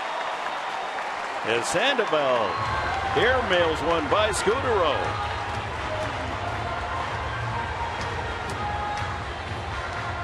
And the Padres at 1st and 3rd with no one out in the 4th inning. We talk about pitchers working underneath it towards home plate. Therefore, it's up and away to the left-handed hitter. It's exactly what happens with Pablo Sandoval working underneath that one. Doesn't get the release point out, cannot fire a strike to Marco Scudero. And runners at the corners now with nobody out. Chase Headley is grounded into a double play and walked. 1st and 3rd. Infield back with a 7-1 score on the board in favor of the home team. Now the Padres, after the All-Star break, will be on the road. A 3-stop visit, 3 to St. Louis, 4 to Milwaukee, and then 3 Arizona. No days off. Then they come home on the 29th and 30th, 31st against the Cincinnati Reds, an attractive team. Buy early, get your seats early, and save. Next home game on Monday night, the 29th, against Cincinnati. And then we're in August. It's Cincinnati, the Yankees for a 3-game weekend. Off day Monday, then the Baltimore Orioles in for 2. They got some mashers on that Baltimore team. Yes, they do. Hey, Padres swept them in their own yard, remember?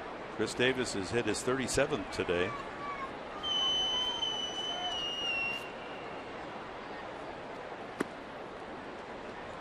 Two and 1 to Headley.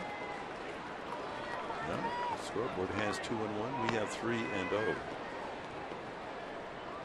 I'm trusting our.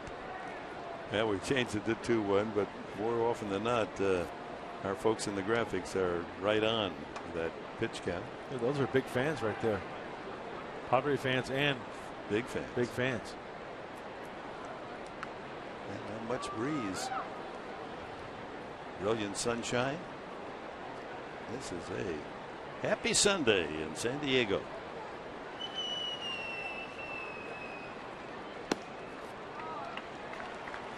So it is 3 and 1. Denorfia at third, Quinton at first. Headley sitting on a 3-1 pitch, ready to pull the trigger on something he likes.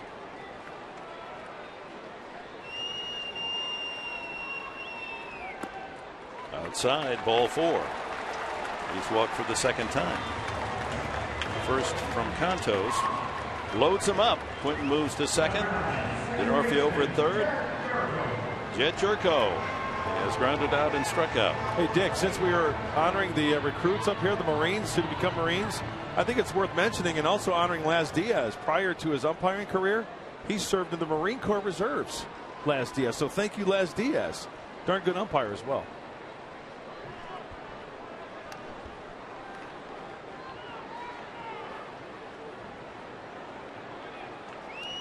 Jerko looking for his first hit on return, and he rips this one to left, and it's caught by Francoeur, tagging Denorfia. Boy, that Francoeur could throw. On the fly, that ball rocketed in by Francoeur right to the catcher. Denorfia would have been a goner. Jerko, though, not getting a base hit, made solid contact. He had a lot of top spin on that line drive. Well, nothing you can do there. Look at this throw. Yeah. You don't see many left fielders with an arm like that. Guzman has grounded out twice to shortstop, and then in the 4-run third inning grounded a sure double play ball to the shortstop, and Scudero, when making the exchange from his glove to throw to first for the double play, dropped the ball. That led to the Padres scoring 3 additional runs. Guzman then scored himself and was credited with an RBI. 1 out, bases full of Padres.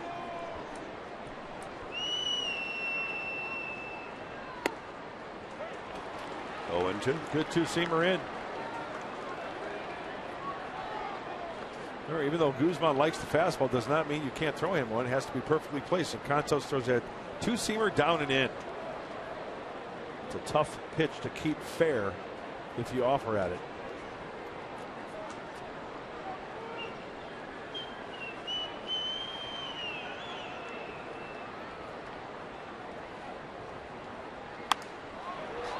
Soft fly ball, drops and rolls away from Scudero, and that'll be a base hit. They still had a chance to get the force at second, but that ball, after it cleared Posey's head, had so much English on it, it twisted away from Scudero. RBI single for Guzman. Isn't that the way this game is? Yeah. Everything going right for the Padres today. Yeah, that's awesome. Way to keep it going. Guzman, as this ball is in the air, the runners have to hold. Just out of the reach of Posey. Ball's got some funky spin on it. As soon as that ball had cleared the glove, everybody's off and running. And another point for the Padres. The lead 8-1.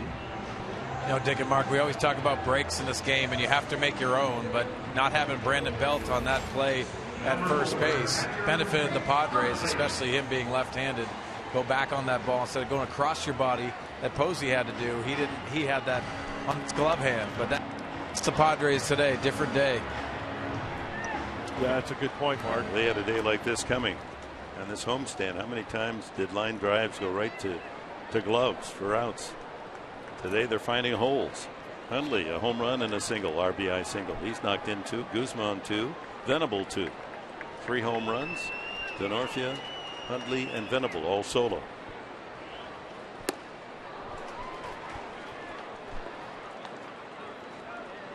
Ten hits now for San Diego.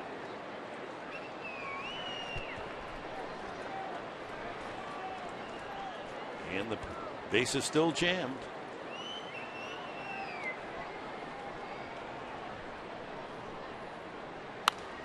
Out of play.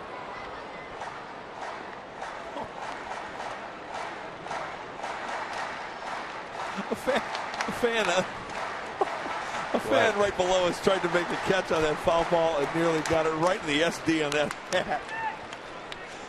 It's almost like the ball goes by them. Then he put his hands up, you know.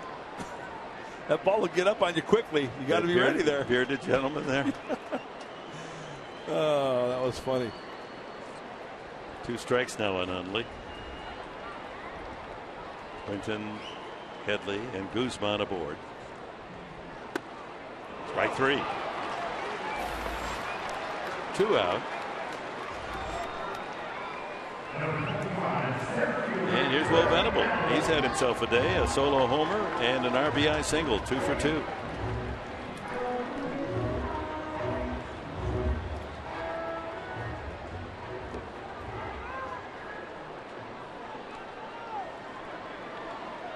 His home run off starter Barry Zito. His single came against left-hander Javier Lopez. So his 2 base knocks against left-handed pitching. Now he faces a right-hander.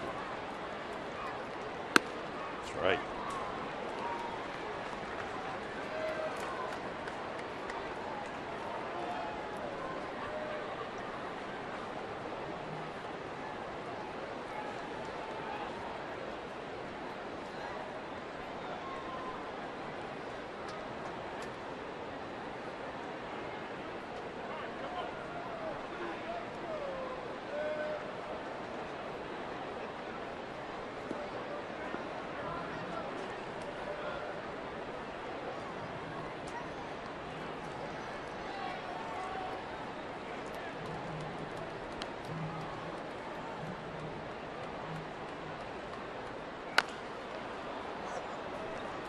Dave Roberts will field that in first base coaching box. 2 strikes on Venable.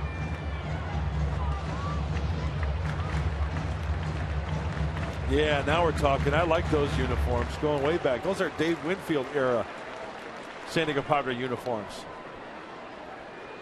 I just didn't like the V-neck collar on those. Really?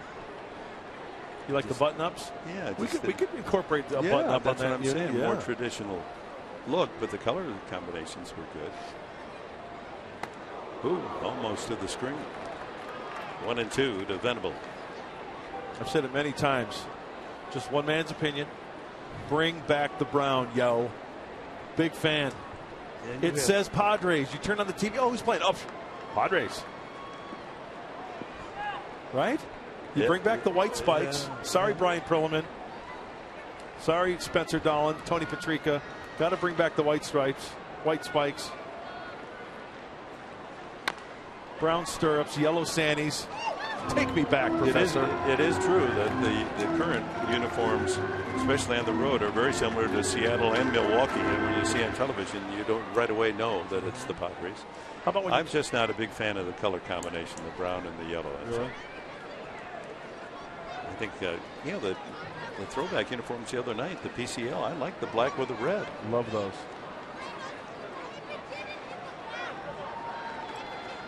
And that uniform would be distinguishable as a San Diego uniform. There's really nothing quite like that.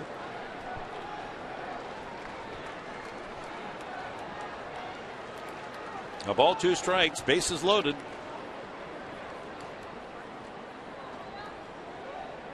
Two outs to Venable, 1 and 2 the count. Breaking ball. Oh, just got a piece. Yeah, he had a hanger too. Gotta love the hangers. Gotta love them. Those are the ones you crush. And the Padres have done that this afternoon. It's a good way to keep cool. You can caress them too, those hangers. Crush them and caress them. That's what I say. Guy's keeping the sun off his dome. Now there's a look. Yeah. That was a giveaway. The towel giveaway.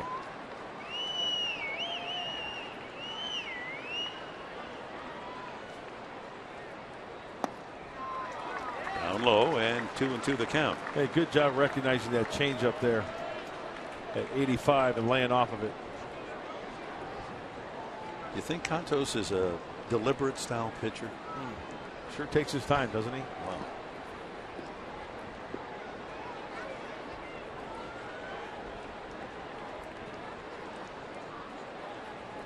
Two and 2.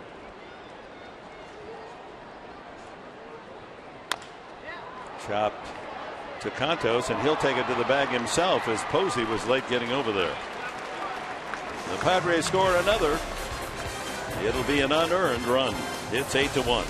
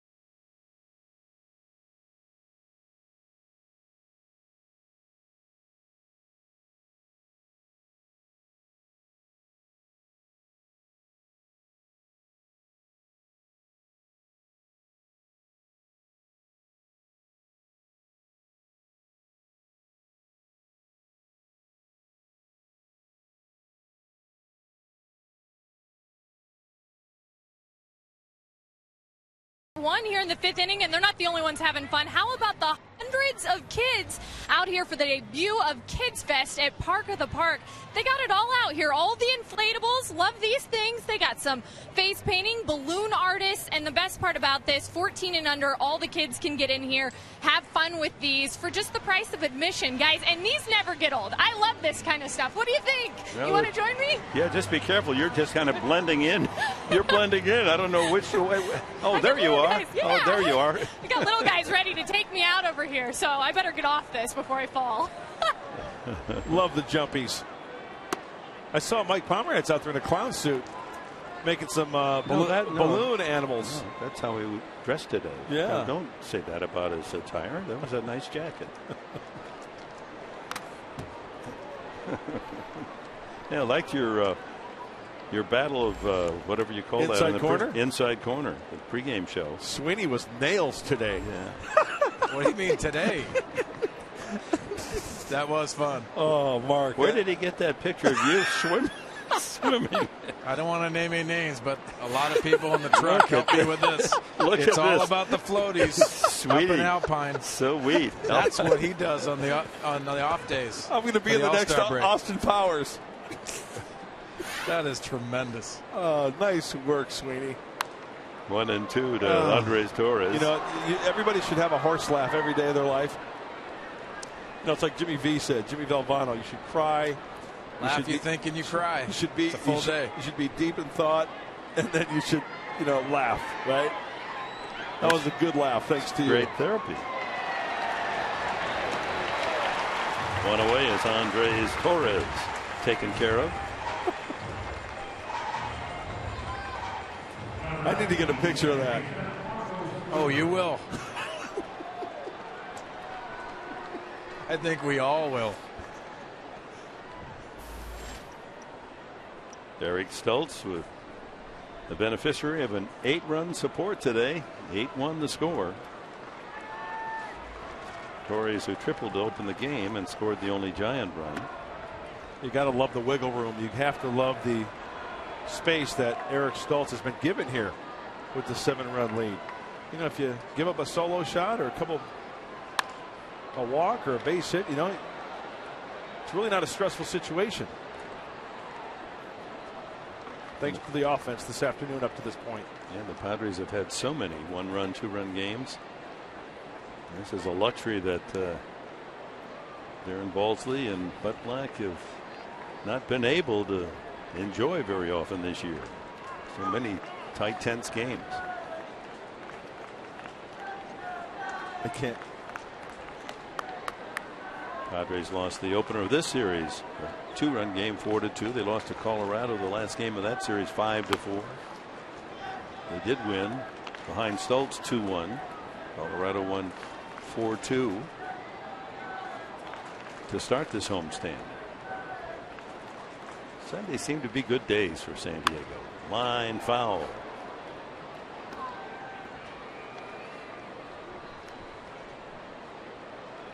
Oh, that's sweet. Hey, the gecko's here. Oh, how precious is that? See the little kid getting a little hug? Scudero goes the opposite way with a base hit, his second today.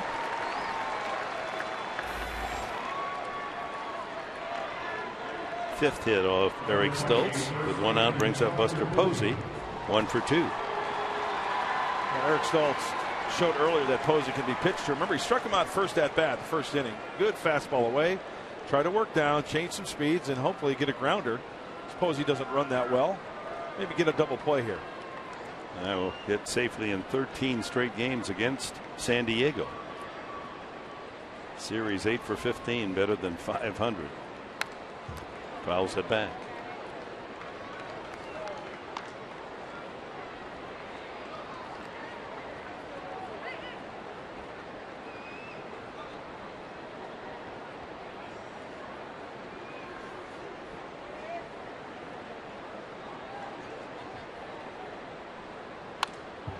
Such a nice swing. 2 strikes the count. Covers the whole plate too. Down, in, up. I wonder what the scouting reports say is your best chance to get him out. I guess like everyone else, low and outside. Low and away maybe. Well, that's how he got him to swinging last time, or the first time up this afternoon. Waste the fastball outside.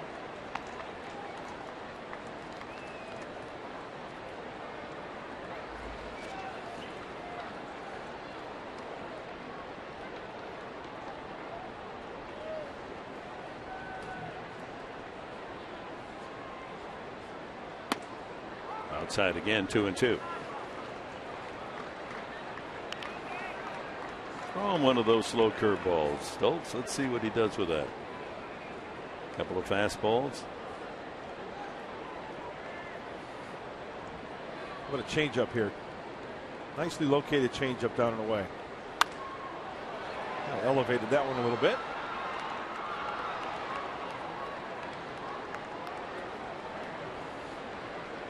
Nicely done, young man. That's why you bring your glove to the yard. Right. That's why we always preach that sermon. Bring the glove. You never know. Ball might find you. Fastball in here, maybe. High pop up. Shallow and right. Denorfia. That was up there. 2 away. Jimmy G on the scene. Getting all the good work done. Now, last night, after the Lincecum no-hitter, the celebration, Jimmy G is right, and that's his camera. Whoa, where are you, Jimmy? He got, there he is. And what Scudero? Safe. Jimmy G gets a safe call. Hey, you know what? He did a fine job with that, not letting that camera. See how he pulled the camera off to the right so it didn't land on him? And to protect the camera, too. Yeah, not bad for a 73-year-old cameraman. Hazardous duty with checks in the mail. He does a fine job along with our whole crew here on Fox Sports San Diego. Oh, they were terrific last night and capturing the essence of such a rare experience to cover a no-hit, no-run game. You know, it had never happened at Petco 10 seasons, and they were on every shot. Michael Odino, our director, had all cameras in the right spot at the right time. The pictures told the story last night. 2 strikes to Pablo, wasted away. And I'm just amazed at how our camera guys can follow the ball. It's like the golf cameraman, able to track the ball in the air and never miss it. Swung on and miss. He gets Sandoval to go up the out ladder. Strikeout number 4 for Eric Stoltz. We're at the halfway mark in this one.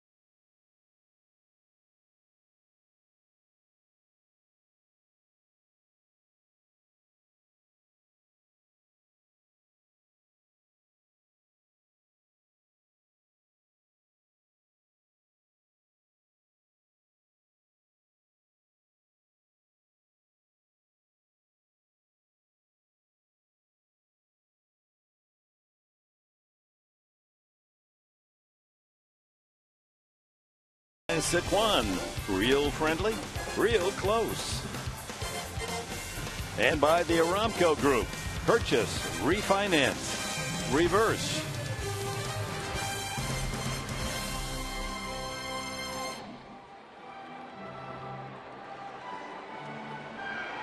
George Cantos will work in his second inning, gave up an unearned run in the fourth.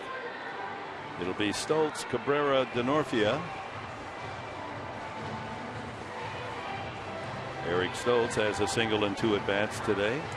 Padres 10 hits. Distributed 2 each for Denorfia, Hundley, and Venable, and each of those men have a home run as well. Cabrera, Guzman. Stoltz also with singles. And Carlos Quentin, RBI double. Guys, outfield's playing very shallow. Yeah. Be careful for Eric Stoltz. I don't think they understand the pop that he has. Yeah, they really have pulled up almost in softball depth. But he hits it on the ground to the second baseman Scudero, and there's one away.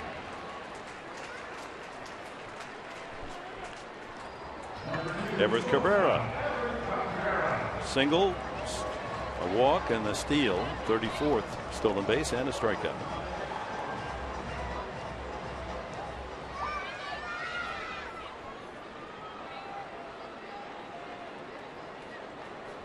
With a 34 steal, that places him just one behind Alan Wiggins, who stole 35 before the All-Star break in 1984. I think Everett knows that. It's up on the scoreboard, and he would like to at least share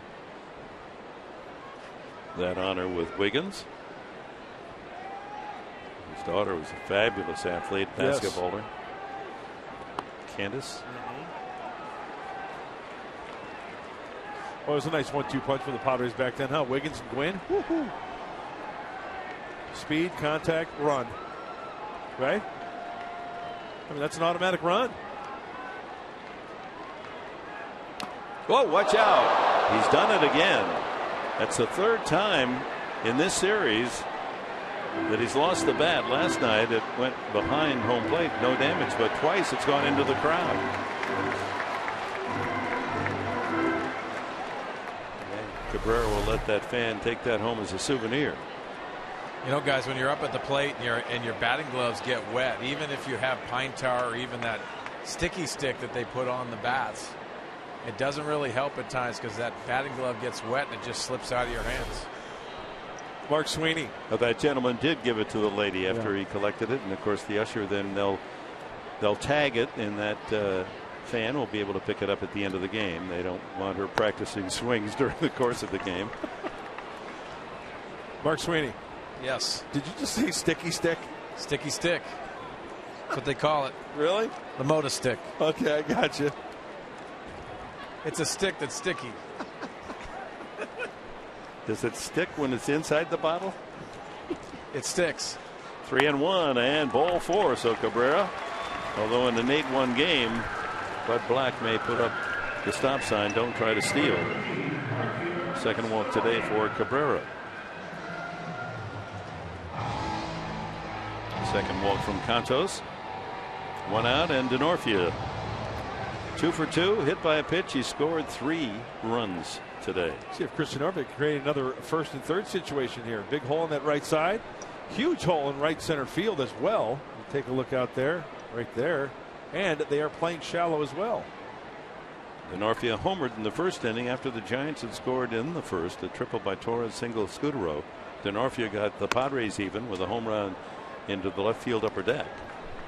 And that set off the Padres on an 8-run skirmish.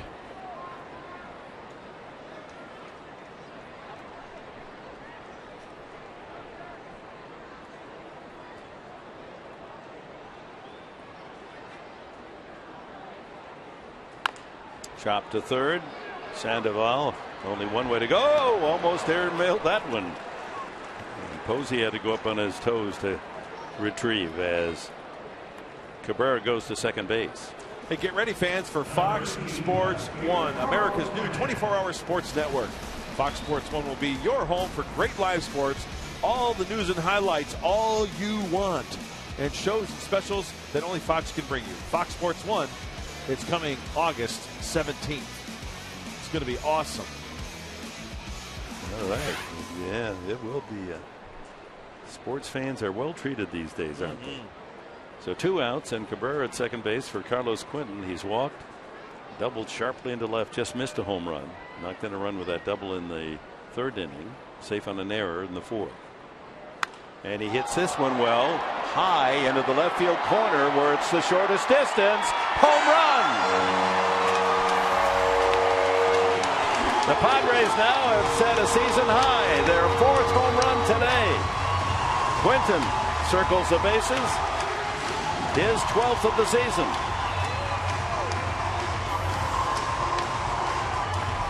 And the Padres have hit double figures. They lead it 10-1.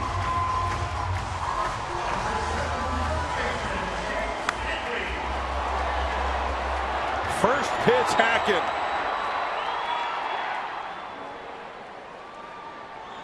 Gotta love it. Hard holding back the smiles in the Padres dugout this afternoon. 3 RBI game for Carlos Quentin. He joins Denorfia, Hundley, and Venable on the home run page. Headley, a comebacker. Cabrera scoring after he walked with 1 out, and Quentin bringing him around. A 2-run shot. And after 5 here at Petco Park, it's the Padres 10. That's right. I'm going to repeat that because it feels good saying it. Padres 10, Giants 1.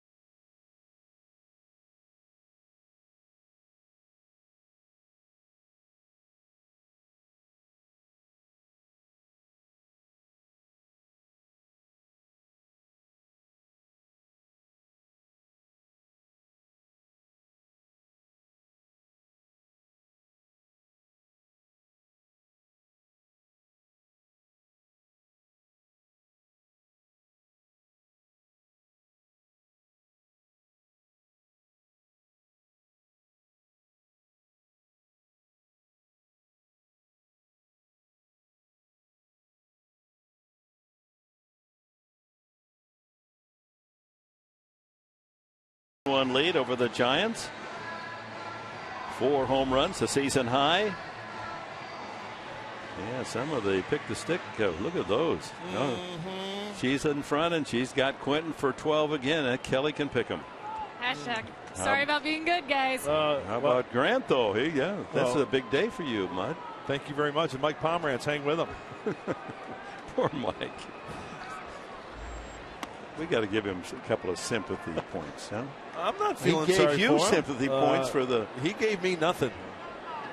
He was piling on last year. He was a clown.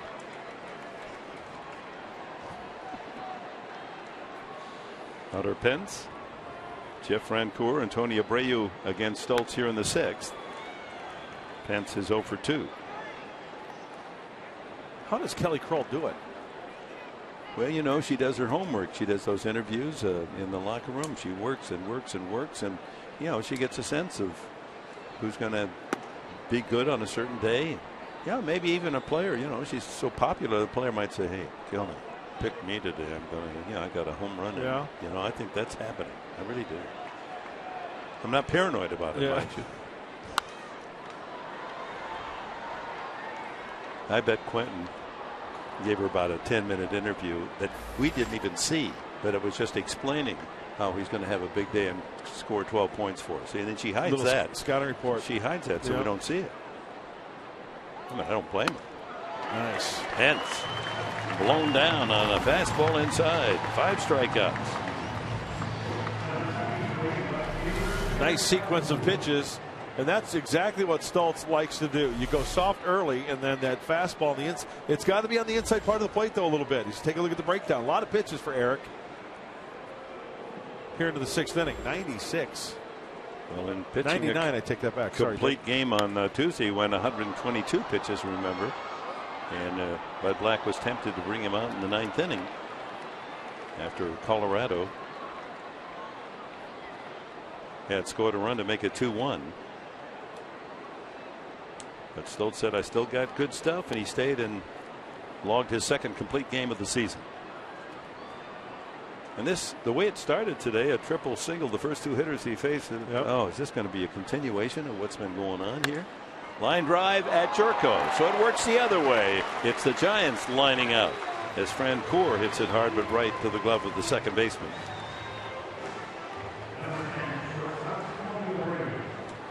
Brings up Abreu. He's lined to center and struck out. So Stoltz, as he reaches 102 pitches, it looks as if this might be his last inning. Nubbed second base. A lot of English on that. Jerko gets there in time to throw out Abreu. A 1-2-3 inning for Eric Stoltz. He's been tough since giving up a run in the first inning.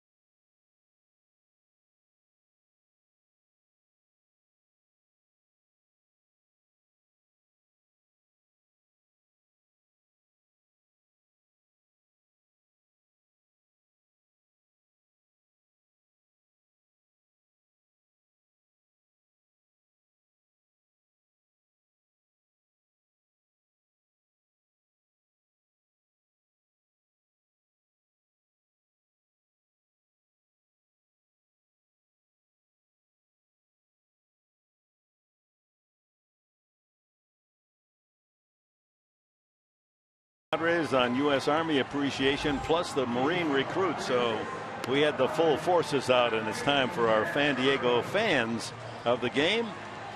And we thank Company L, 3rd Recruit Training Battalion, U.S. Marines, and their drill instructors for being with us today. Good fans. Godspeed to you all.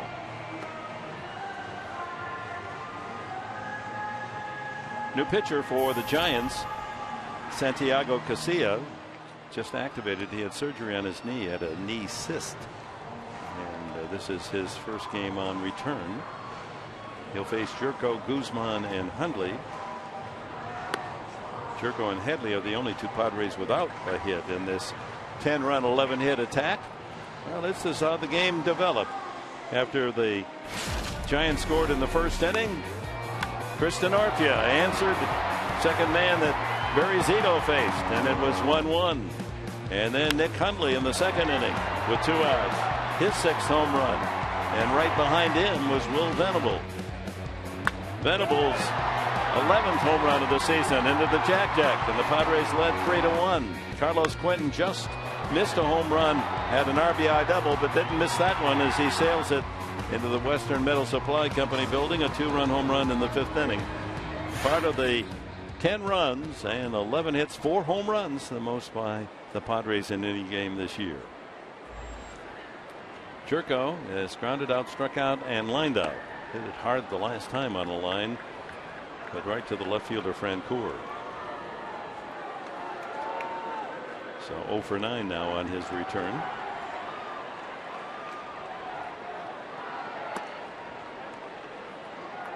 One and one. Jerko, Guzman, and Hundley here in the 6th inning.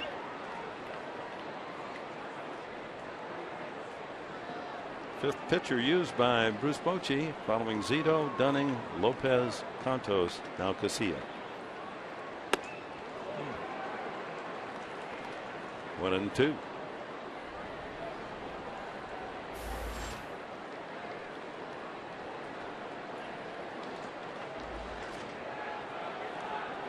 Dale Thayer heating up for the Padres in their bullpen.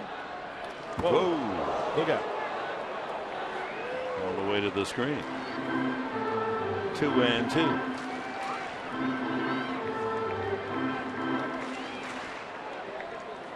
Castillo, 6 feet tall, 210 from the Dominican Republic. He's now about to be 33 next week. Reaches out. He had fooled Jerko and a soft fly ball to center field. Torres tucks it away. 1 away. Well, it's coming up. After this game, the All-Star break is upon us, and from New York City, the most exciting city in the world is going to be the biggest event of the summer. Midsummer Classic returns to New York for home field advantage in the World Series. You're going to want to tune in. It's a 2013 Major League Baseball All-Star Game, Tuesday, only on Fox, 4:30 p.m. on the Pacific Coast, the best coast. So tune in on Fox. Do you think it's the most exciting city in our country? It's right up there with Santee and Lakeside. It's a close photo finish. Well, it's no Medicine Hat, that's for sure. Let's see, most exciting city. What do you think? You're probably going to say Paris, right? Well, that's not in our country. Paris, well, Kentucky, maybe. How about in the world first? Well, Paris, okay. I think, is the best city. How about in our great country? That ball sailing next door. Guzman. He has knocked in a couple of runs with a ground out and a bloop single. Most exciting city. I guess, you know, it's hard to argue. And New York is, yeah. I mean, it's got it all. Sure. As I was once explained to me that New York has all the best and all the worst of everything. I can see that. But when you think about restaurants, theater, sports teams. Oh, yeah. There's plenty to do. I mean, your heart rate goes up when you're in the Big Apple, no question. I should be careful what I say about New York. I have an apartment there. Foul back. It's not very exciting when you get the tax notice on your apartment. Yeah. Being used by my daughter and her new husband. They were married in Portugal last month. Actually, in May. Goes by quickly. Next thing you know, it'll be married 10 years. I just want to be a grandpa. Hard to believe. I have 6 children. I'm not a grandfather yet. You need some little ones running around. I do. I want to sport them. Bring them out to the ball yard. 1 and 2 again to Guzman. Off the fist, rolled to third. Sandoval juggles, but still gets Guzman.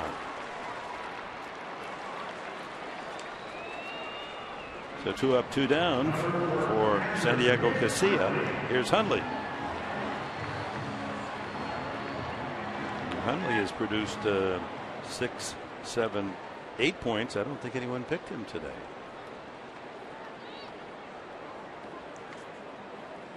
Padres scoring in every inning. 1 in the first, 2 in the second, 4 in the third, 1 in the fourth, 2 in the fifth for their 10-1 lead. So obviously they've not been retired in order, and Casilla making quick work of the first 2 batters he's faced here in the 6th. Well, that's weird. You take a look at that line score, Dick, because you just rattled off those numbers. At least 1 run in every inning. You know, it hasn't happened that often in Major League history where a team has scored in every inning at least 1 run. No, I think it's just very, very rare. A handful of times. Yeah.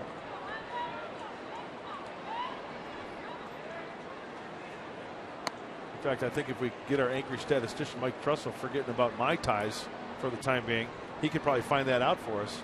And he's on his way to Hawaii. Yeah, well, these statisticians, school teachers, they must make a ton of money going off to Hawaii for 3 weeks. Line drive off a broken bat. It falls for a hit. Wow. 3-hit game for Nick Hundley. Yeah, when you're seeing the ball well on a pitcher's hand and you're feeling good at the plate, swinging that shillelagh, they're going to fall in. This is the slider out of the hand of Casilla, down and away. And this is all, as you watch this game today, it helps you to realize how incredibly difficult it is for someone to pitch a no-hitter. You know, what's to keep Hundley hitting that same ball off Lincecum last night for a blue pit? That's a great point. And it's just, you know, you have to have good luck and not bad luck. The line drives that are hit have to go to a glove. Venable, home run and an RBI single. 2 for 3. You can make a great pitch. Somebody hits a swinging bunt, and there goes the no-hitter.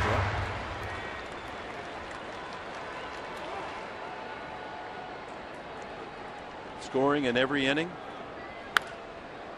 Out of play. It's been done in Major League history 13 times. Wow, as many games as have been played. That is amazing. Last time the Yankees in Toronto, against Toronto, in 2006. 13 times. Well, the Padres are alive yet. They've scored in the first 5. Have a man at first. 2 strikes on Venable.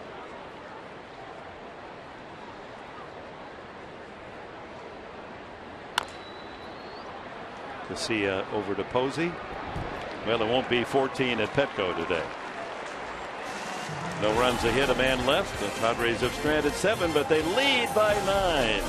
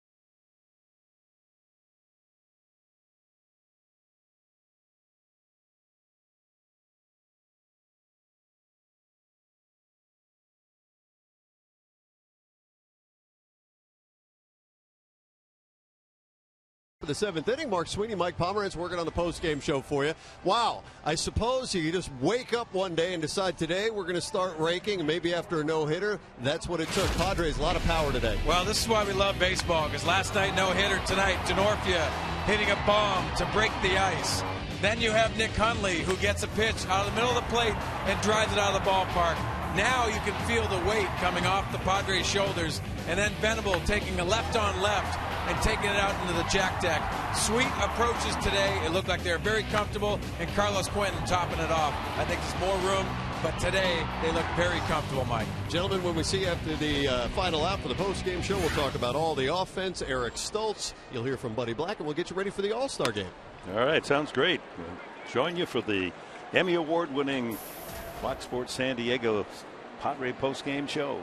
They do an outstanding job. Dale Thayer relieves Eric Stoltz, and Yonder Alonso has taken over at first base on the double switch. Alonso in the 9th spot in the batting order.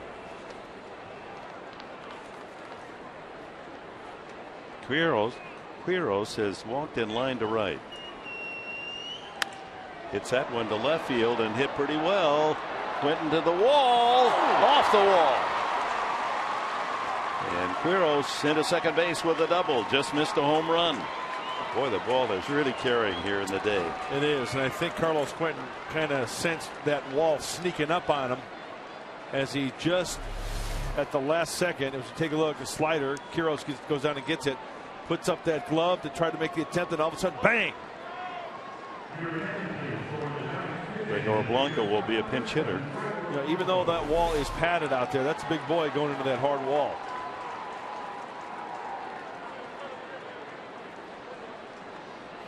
Blanco, who has started as the leadoff man for Bruce Bochy, giving way to Andres Torres today in the starting lineup. Fouls it back and had a good series until last night when he struck out 4 times and was out trying to bunt. He scored 4 times in the 10-1 win on Friday night, and he had 3 hits in the Thursday night game, the 4-2 Giant win. And he has a base hit there over the leaping try of Headley, holding at second, so he can only advance to third as Quiros. He had to make sure that Headley didn't catch it. So the first 2 men on here in the 7th against Thayer. That hasn't happened since the start of the game in the first inning. You know, usually when Dale Thayer is out on that hill, a lot of swings and misses, but the Giants taking some hacks. Base runners aboard. All about getting outs up to this point of the game here in the 7th inning. Let's see if Dale can get a ground ball and get a double play. Top of the order in Torres.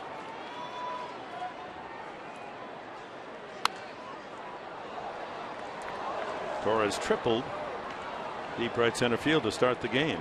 He struck out and grounded out since. Scudero, the only Giant with a pair of hits.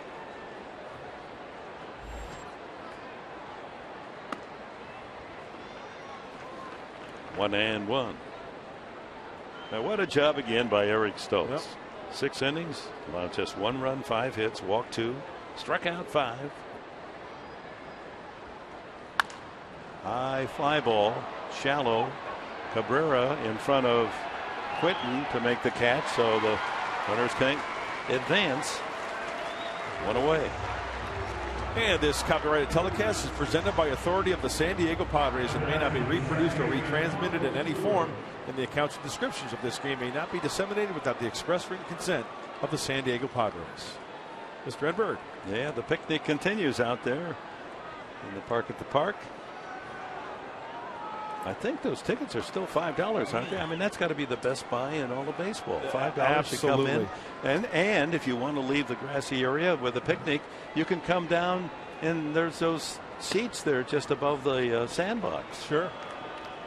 And all the fun. They have a great time out there, and on a sunny day like this, and see a ball game too. And of course, the backdrop, the hitter's backdrop on the other side is a big TV set, so they can watch television as well, or go in and grab a seat, see the action behind the center fielder. Yeah, and that ticket also, correct me if you already mentioned it, but you have access to the ballpark, so you can just take a walk around the whole ballpark inside, you know, around the concourse and you know, down the walkways in between the field level seats and the upper seating area. I'm not sure they can do that, because that would make it kind of tempting for them to, you know, just take a little duck into an empty seat. I mean, you wouldn't do that, and I wouldn't do that. But someone might. And I think they close off those doors. But nevertheless, it's, you know, for $5. I mean, you can't. That might be 2. Scudero, Jerko, Cabrera, double play. First and third, no one out, and Thayer pitches out of it. Gets Torres to pop up, and Scudero into a 4-6-3 double play. So stretch half of the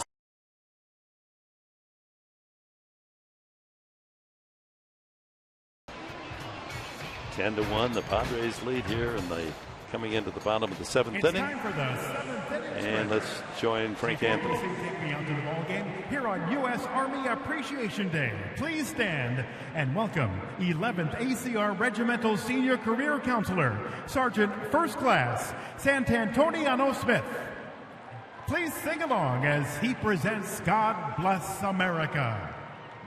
God bless America, land that I love. Stand beside her and guide her through the night with the light from above. From the mountains to the prairies to the oceans wide with foam. God bless America, my home, sweet home. God bless America, my home, sweet home. Sergeant First Class Santantoniano Smith. And now,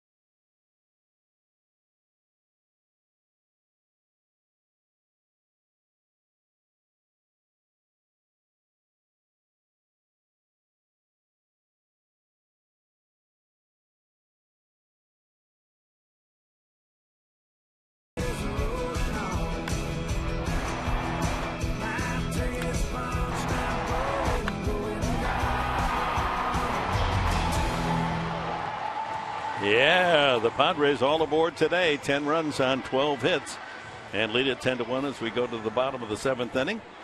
Yonder Alonso will lead it off, batting in the 9th spot, his first time up. And then Cabrera Denorfia.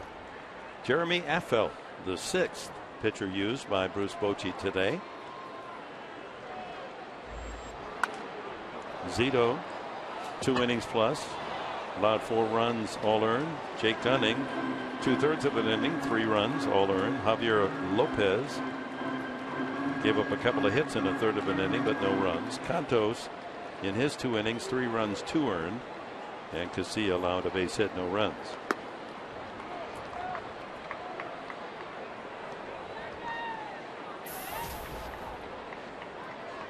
The Padres here in the 7th inning, so far a feel-good performance as they get ready for the All-Star break.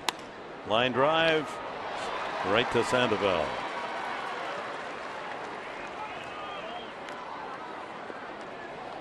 Jerko and Alonso have to commiserate after coming back at the same time.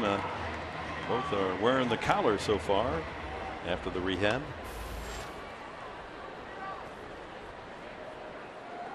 Nice Sunday attendance, Mark Grant, 33,243. The 4-game series attracted almost 148,000. Base hit, no. Posey hits the big glove in the hole and denies Cabrera. So a couple of lineouts thrown by Jeremy Affeldt. No, it's time for our Twitter poll results, brought to you by AT&T. We asked you which of these All-Star memories is your favorite, and running away with it, 80%. Tony Gwynn scoring the winning run off of a gapper off the bat of Moises Alou in Pittsburgh, Pennsylvania. Alou turns on it, and then the race is on. Jim Leland, the third base coach, waving on Tony Gwynn. Safe for the win. Paul Runge, San Diegan, home plate umpire there. But it's good to see Tony, who seems so laid back as we know him now. In the broadcast booth, see him pumping his fist and fired up. What a complete player he was. Great base stealer, runner, Gold Glove, certainly the Silver Slugger. And one of the nicest men in San Diego County. I'll never forget the first time I worked with him, and he was answering requests for autographs. And I made the usual comment, don't you ever get tired of that? He said, my goal in life is to sign an autograph for everyone in San Diego County.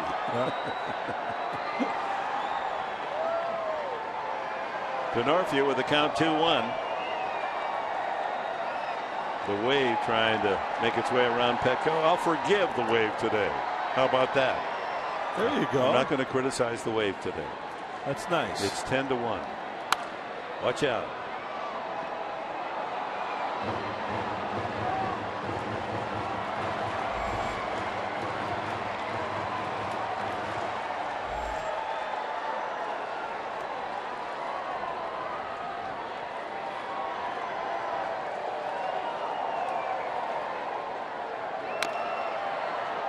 Fouled at the plate, and it remains 2-2. And the last of the seventh, bases empty, a couple of outs. The Padres on a scoring binge today after the no-hitter last night.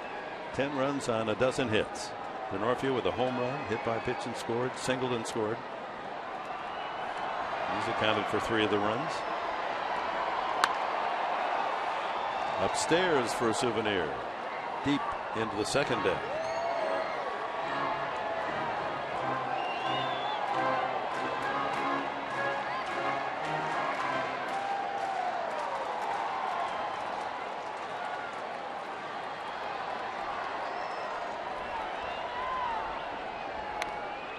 Again. You know, I'm sure we've documented before. Remember the story this year about Jeremy Affeldt and his contract? Ever hearing about that?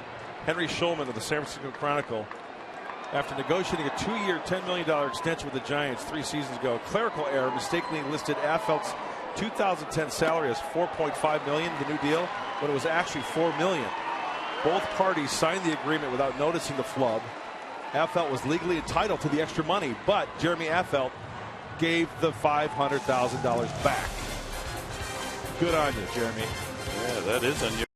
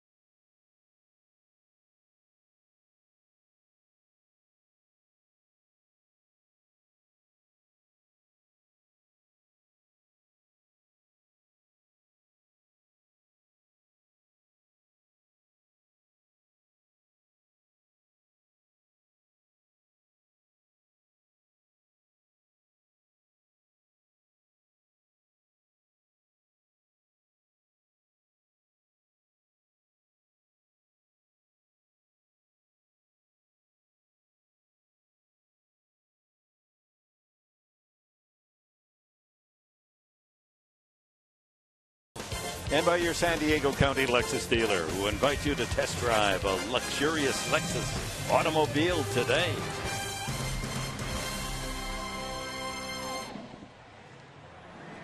Oh, sailing on the Pacific Blue. Beautiful day. A look in at Petco Park. 33,243 today. You know, now and then, if you're just patient with me, you can. I'll share some useless trivia. You know. Okay, I'm all for trivia. Yeah. As Brandon Belt will pinch hit and hit against Luke Gregerson, opening this 8th inning. Buster Posey out of the game, went 1 for 3. Belt hit a home run in this series.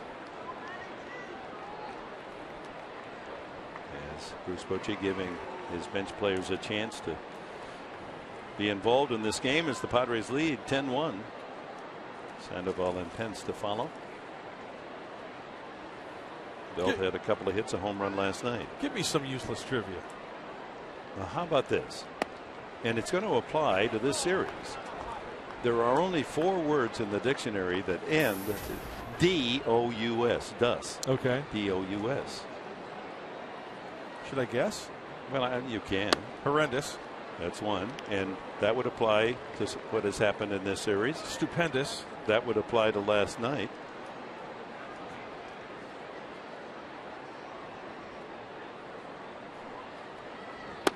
Swing and a miss. I'm flummoxed. That's not one of the words. I'm just hazardous. Hazardous. Got it. Is one. Hazardous material. Right. And the other is tremendous. So you really could have used all of those words in this series.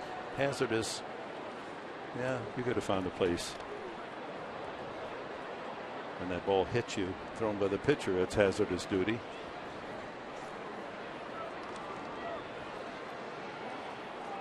But a stupendous effort today by our Padres. Huh? Right. Tremendous or stupendous last night, Valencia. 2-2 to Brandon Belt. And here's one you're really going to want to rush home and share with your kids and family. Did you know that the ostrich's eye is bigger than his brain? Now, where did you get information like that? I've heard of your eyes being bigger than your stomach. Right. Well, the ostrich's eye is bigger than his brain. Did not know that. Yeah. No wonder they can't cite poetry. That's why their head is always in the sand, right? Yeah. You know the song Jimmy Crackhorn? I don't care, but tell me about it. Well, then why'd they write a song about it? Nobody cares. Why'd they write about old Jimmy Crackhorn? Swing and a miss, and Belt is out. Good slider from Luke Gregerson. Pablo Sandoval has walked, flied out, and struck out. That's the slider we know and love out of the hand of Luke. We'll get an inning of work here before the All-Star break. Been a bit of a struggle the last month for Luke Gregerson. Big hope is that slider will return and serve him well, and the Padres well going through July, August, September.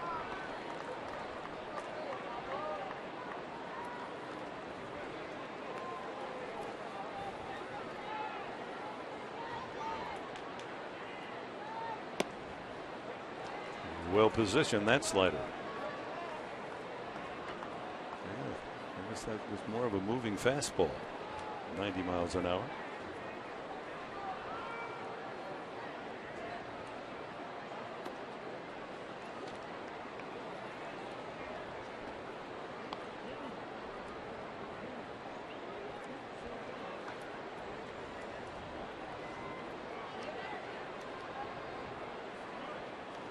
I'm going to give you one more here.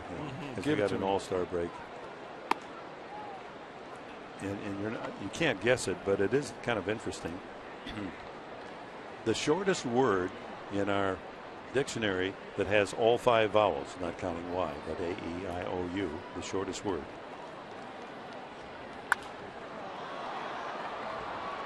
Left field. And it's Quinton. 2 away. Brings up Hunter Pence. 7 letters in the word, and 5 of them are vowels. A-E-I-O-U. And you probably have touched one, or at least you've been close enough to say, ooh, look at that. Sequoia. S-E-Q-U-O-I-A.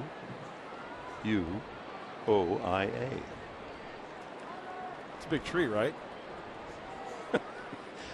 Yeah. It's got a lot more vowels in it than redwood. Pence takes a strike. 0 for 3 today. Tap to the mound. Fielder's choice, strikeout.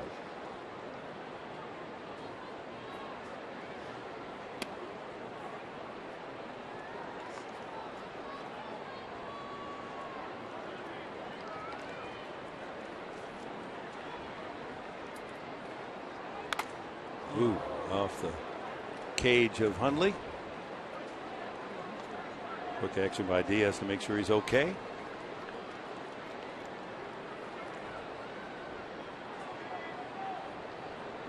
Well, the camera coverage last night was so outstanding around the park today. We heard many raves. And Michael Odino and Max Michalak, our producer, what a fabulous job they did last night in capturing that no-hitter by Lincecum. Yep. That was good TV. I mean, that's when television clicks. They had all the shots, all the cameramen in focus, anticipating where they should be. It's a great crew. It's fun to see them every day at the ballpark as well. It's an all-star crew. 2-2. Fly ball. Infield. Cabrera. Gregerson works a 1-2-3 eighth inning. Padres will bring up Quentin, Headley, and Jerko in the bottom half of the eighth.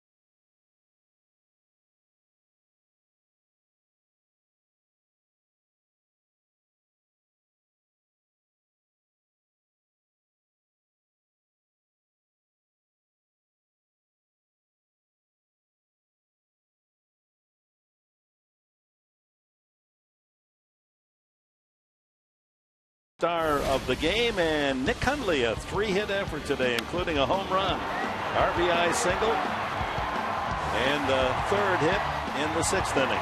So Nick Hundley, that was when the Padres were tied at 1-1, his home run that gave the Padres the lead, and they went on to score 8 more runs after that in this 10-1 lead. So Nick Hundley, our Carl's Jr. star of the game.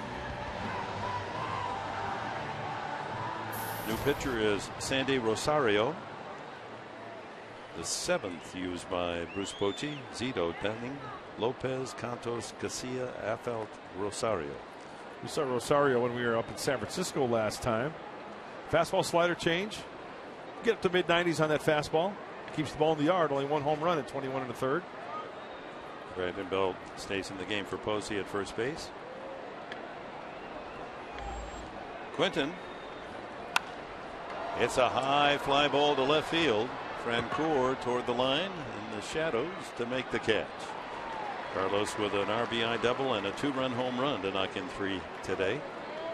Just missed that. Colt Hines just called up by the Padres. He was in the bullpen last night. You know, and it's too bad that Luke Gregerson wears number 57 because it would be perfect for Hines. Yeah, 57 varieties. Even though it's spelled differently. Amarista will be the pinch hitter for Headley.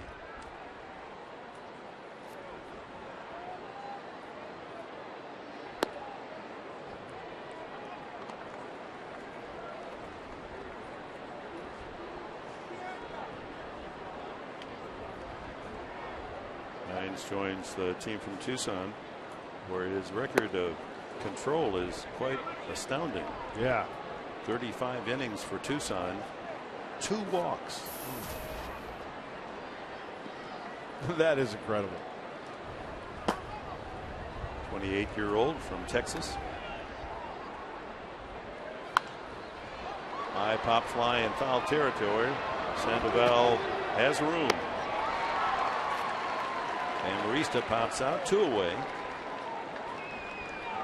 Be nice to see Jed Jerko get a base hit before the All-Star break. 0 for 10 since his return. 0 for 4 today.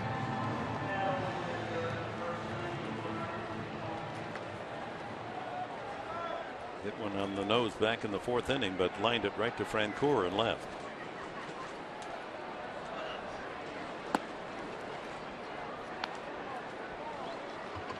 Pretty good pitch, but called a ball by Diaz.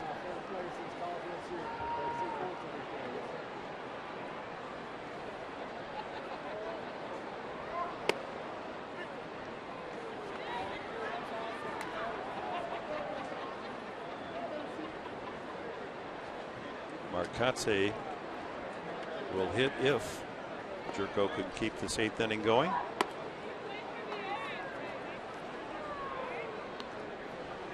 Two and 1.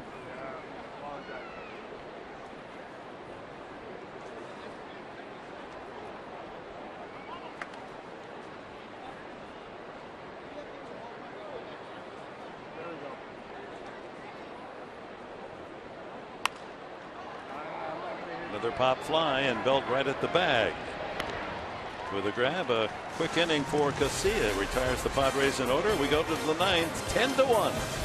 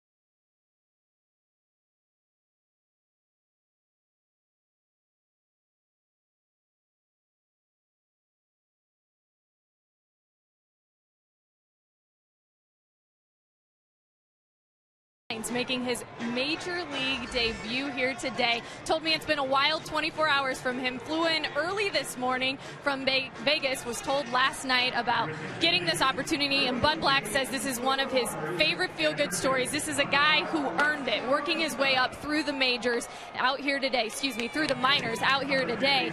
And he said his number is very impressive. Mark Grant, you'll like these numbers. How about 2 walks, 42 strikeouts, and 41 relief appearances this season? Yeah, Kelly, Dick alluded to that last half inning, and it's worth bringing up again. Thank you very much, because, you know, when you look at the way the bullpen's been throwing, there has been up and down relievers from Tucson to San Diego who have had trouble throwing strikes. And you talk to Bud Black, you talk to Darren Ballsy, the pitching coach for the Padres, they want relievers to come in and throw strikes. It's almost a case of where, you know, you'd rather give up 4 singles in a double rather than walk the yard. They want to have guys throw strikes, take their chances, and Colt Hines fits that description, and the numbers prove it. Nicely done, Kelly. His first name is Joshua, and Colt his nickname. It's a good Texas nickname. His parents went to San Angelo State. He did his pitching at Texas Tech, but he's persevered, 28 years of age, and now finally in the major leagues. Colt Hines. Jeff Francoeur, then Abreu and Quiroz scheduled for the Giants here in the top of the ninth, with the Padres well in front, 10-1. Fly ball at Venable in center. One away. Hey, welcome to the big leagues, big boy. Colt Hines, 2 pitches, 1 out. He assigned out of Texas Tech, went to Eugene, Fort Wayne, Lake Elsinore, all the stops, San Antonio, and then Tucson. And he's always shown terrific control.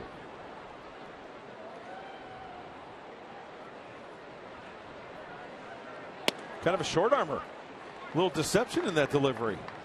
Takes that ball out of the glove right to the back of the head, and bang, it's up on top of you. He was a long shot pick back in 2007, a 31st round selection. Shallow and right to Norfia. Just in fair territory, almost overran it. 2 away. Hey, you know what's exciting for Colt Hines? Not only the major league debut, but being able to finish a big league ball game. After the last out, shaking hands with your catcher and getting the greetings from all your teammates on the field. And you know what Buddy Black is going to do for Colt Hines after the game? Go ahead, tell everybody. That lineup card that you see Buddy Black holding all the time, and they cross off players that have come out and added. He'll autograph that and give it to Hines. That was your first major league game. It's such a nice touch. Awesome. Along with the ball that Sure.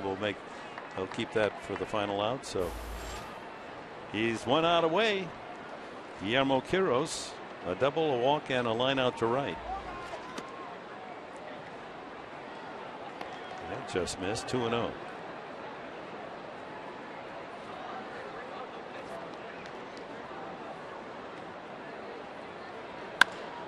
Center field hit pretty well. Venable chasing it down to the warning track, and the ball game is over.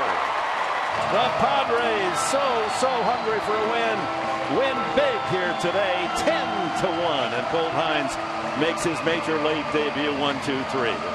How about that, Mike Pomerantz? That's what we're talking about. Put a little